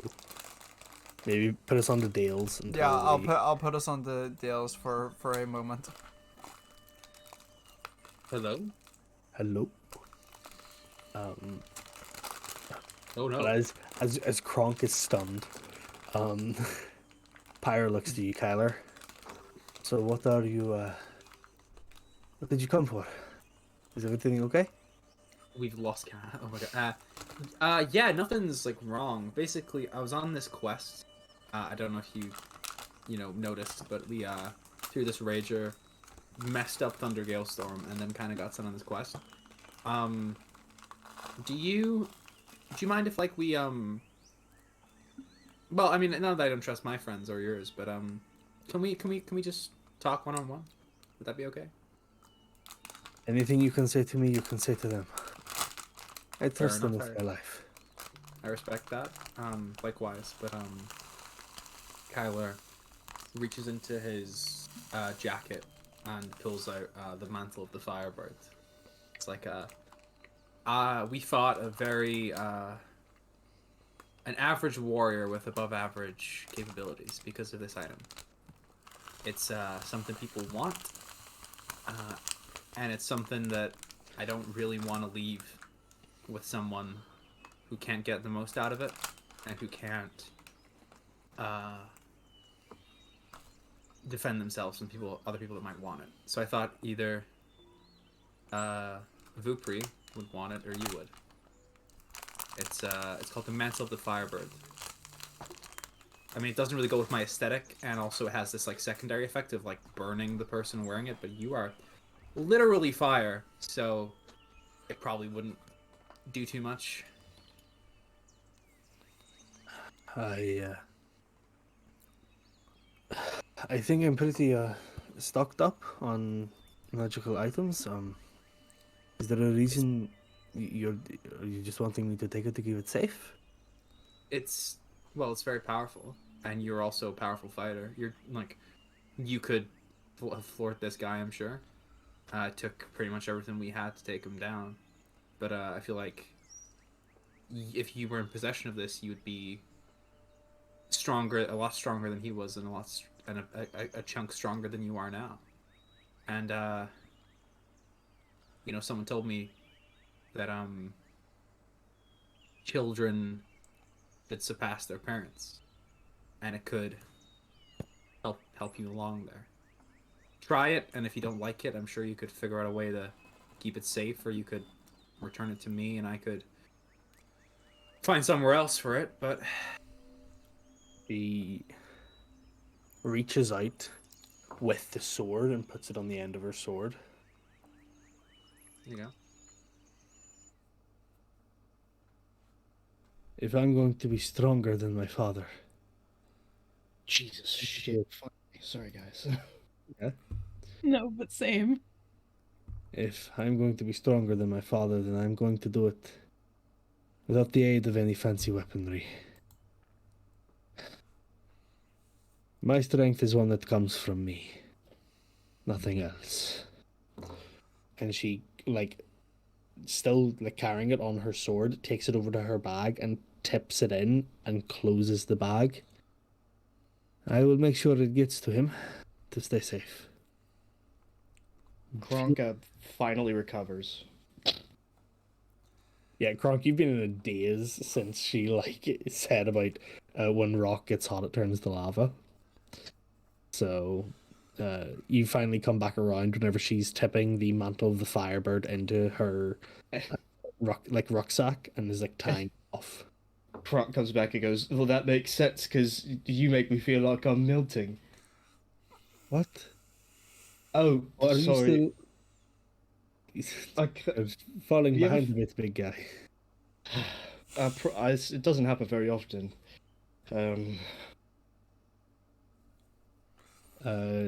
She turns around to you, Kyler, at this point. Strange to see you fraternizing with landwalkers. I haven't been known to fraternize. That's been my whole thing. My whole Jina says something. I do not know what you mean, but I suppose you have always been friendly. So, what, did you come for a spar? Did you come to test yourselves out against the three? Well, there's only two of us. But Call I your mean- companions.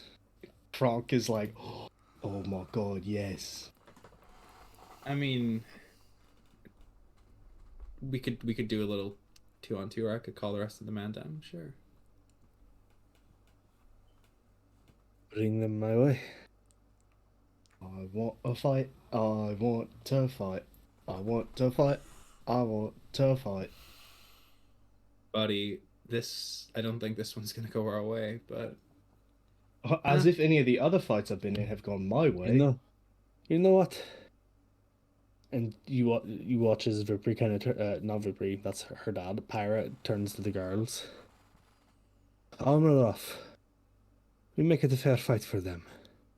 And they both stand up and take their armor off, so they're just in the workout gear. And then they take their respective places on the field, and they just kind of wait and go, we'll catch our breath while your companions make their way here. I feel like that's offensive. I mean, a little bit. We are slightly outclassed here, dude. But I don't mind. Do you want me to? Kyle's gonna play the Pexi and be like, and just ring. Who does he ring? Geraldine or Drazian?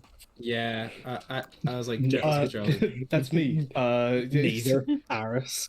How quick can you get here from New Lynette? Hey, Dad. Yeah, Phil and Geraldine. I think we could take them. I don't know that we need backup. It's been a while since we did tag team action. I don't know. You're gonna get your ass handed to you. 2-on-3 I mean- handicap match. I've done it before. Look, we just call iBite over here and we're good. Shenjo's not slept. Has he? He should be okay if I resummon him.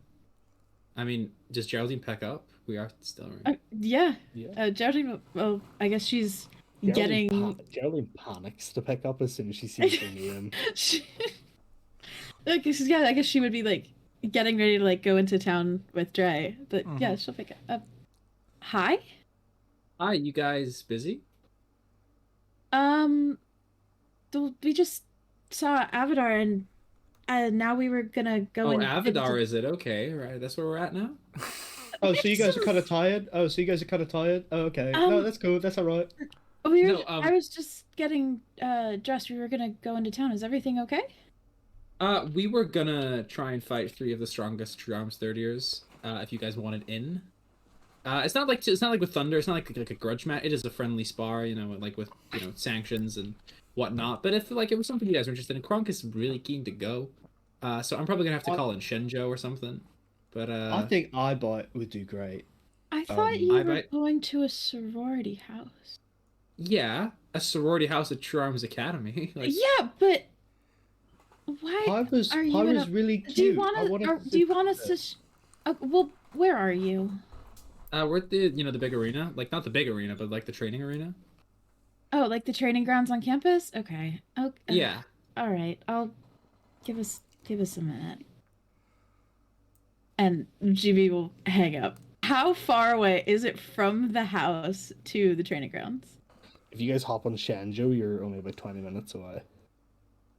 And Shenjo is still currently moored up like in front of. Yeah.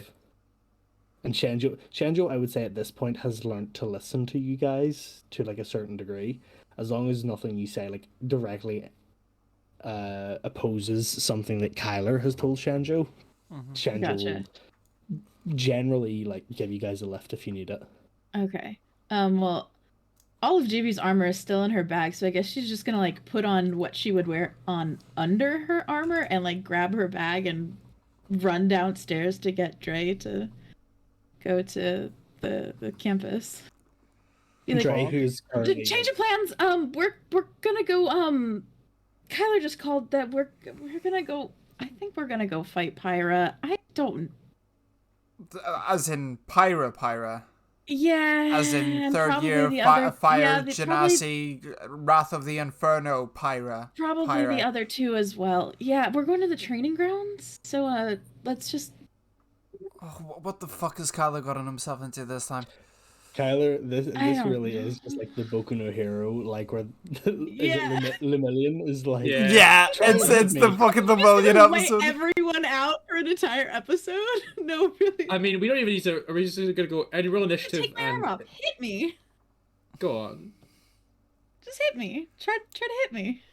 Oh well, I guess we're going then. Yeah, we'll do. Me and you will do temple in a little bit. Yeah, that's. Yeah. Yeah. All right, let's go.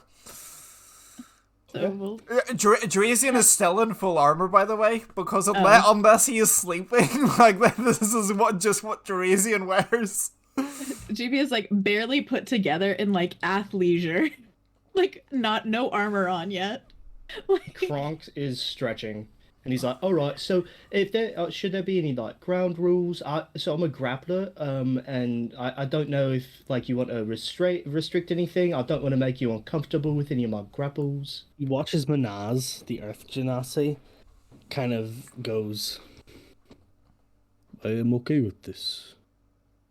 And drops her sword and just starts stretching and cracks her knuckles. Oh. Do you want to be? Do you want you and me grapple? How do we do this? Do we conduct it as a series of one-on-ones or team battles? I mean, there's 4 of us. I think we can take 4. Okay. You know what? Annie is the only one. Like, Pyra is kind of like still doing her stretches, making sure like she's limber. And Annie is kind of sat at the back, not doing as much physical work as the other two. And she is like, she's kind of laughing at the interaction and just going, we'll call it I don't know, first year's advantage. You get one more person, we don't wear our armor. I mean, from what I understand, that's not really something that concerns you with your roguish ways, Annie Aura. I mean, So much, but you know, still makes it a bit easier to hit. I suppose. While we're going there, like while we're on Shenju, is it possible for me to like reattune my Ring of the Avi? Yeah. Okay, cool. That's no problem. Yeah, you reach in your Ring of the Avi. I tossed down the quarterstaff where Manaz tossed her Two-handed greatsword. yeah. I'm just like, I'm very excited. I'm very excited for this. Like, you know, Manaz carries the kind of weapons, like, you know, the two-handed weapons that Fury Warriors in World of Warcraft wield. Yeah. Those are the kind of, that's the kind of sword that she was holding in one hand. Can I try picking this up? Go ahead. Kronk goes to like pick it up. Make a strength check. Oh, okay. An 18. You just managed to lift it off the ground. Fucking hell. Oh my god. Oh, this is awesome. What does it do? Or is it At just this point, big? as you're now closer and Manaz is no longer sitting, you realize that Manaz is maybe about 1.5 feet shorter than you. So she's like 5'10". Or no, she's about 6 Maybe, like, feet. 6'2" or something. Yeah, 6'6". in and around like that, kind of taller than most people, but not as tall as you. But she is fucking ripped. You are very strong looking, and you're tall. Hi, my name's Kronk. Very nice to meet you. My name is Manaz. Good to meet you. If you're impressed by my grappling abilities, do you think I could have your number?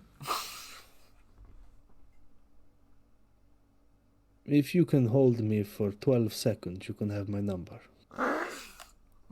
Oh, all right. It's gonna be a tough one. All right, but I'll give it a shot. She reaches out to shake your hand, and you notice, like, on the inside of her hand, you don't know how stone can look calloused, but the stone that makes up her earth genasi like skin is calloused, and she reaches out to shake your hand.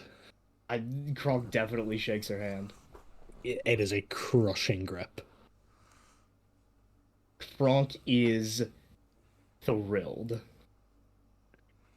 Kronk's found his perfect boulder. His rock was right there. Yeah, Kronk's found his rock. True. Oh, Oh my god. That's a nice boulder. I like that boulder. How long do we have till Dre and GB arrive?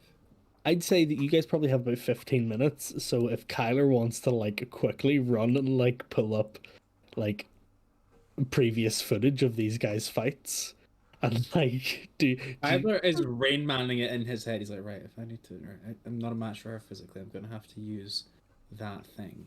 And Kronk is like, I know you guys like drank a lot last night. Do you need like any healing potions or anything? I've got a couple extra if you need any. I'm good. I recharged, so I am at full capacity. Stronger. Carla, I appreciate that. I was kind of talking to the girls. Dude, they're gonna fucking roll us. Like you.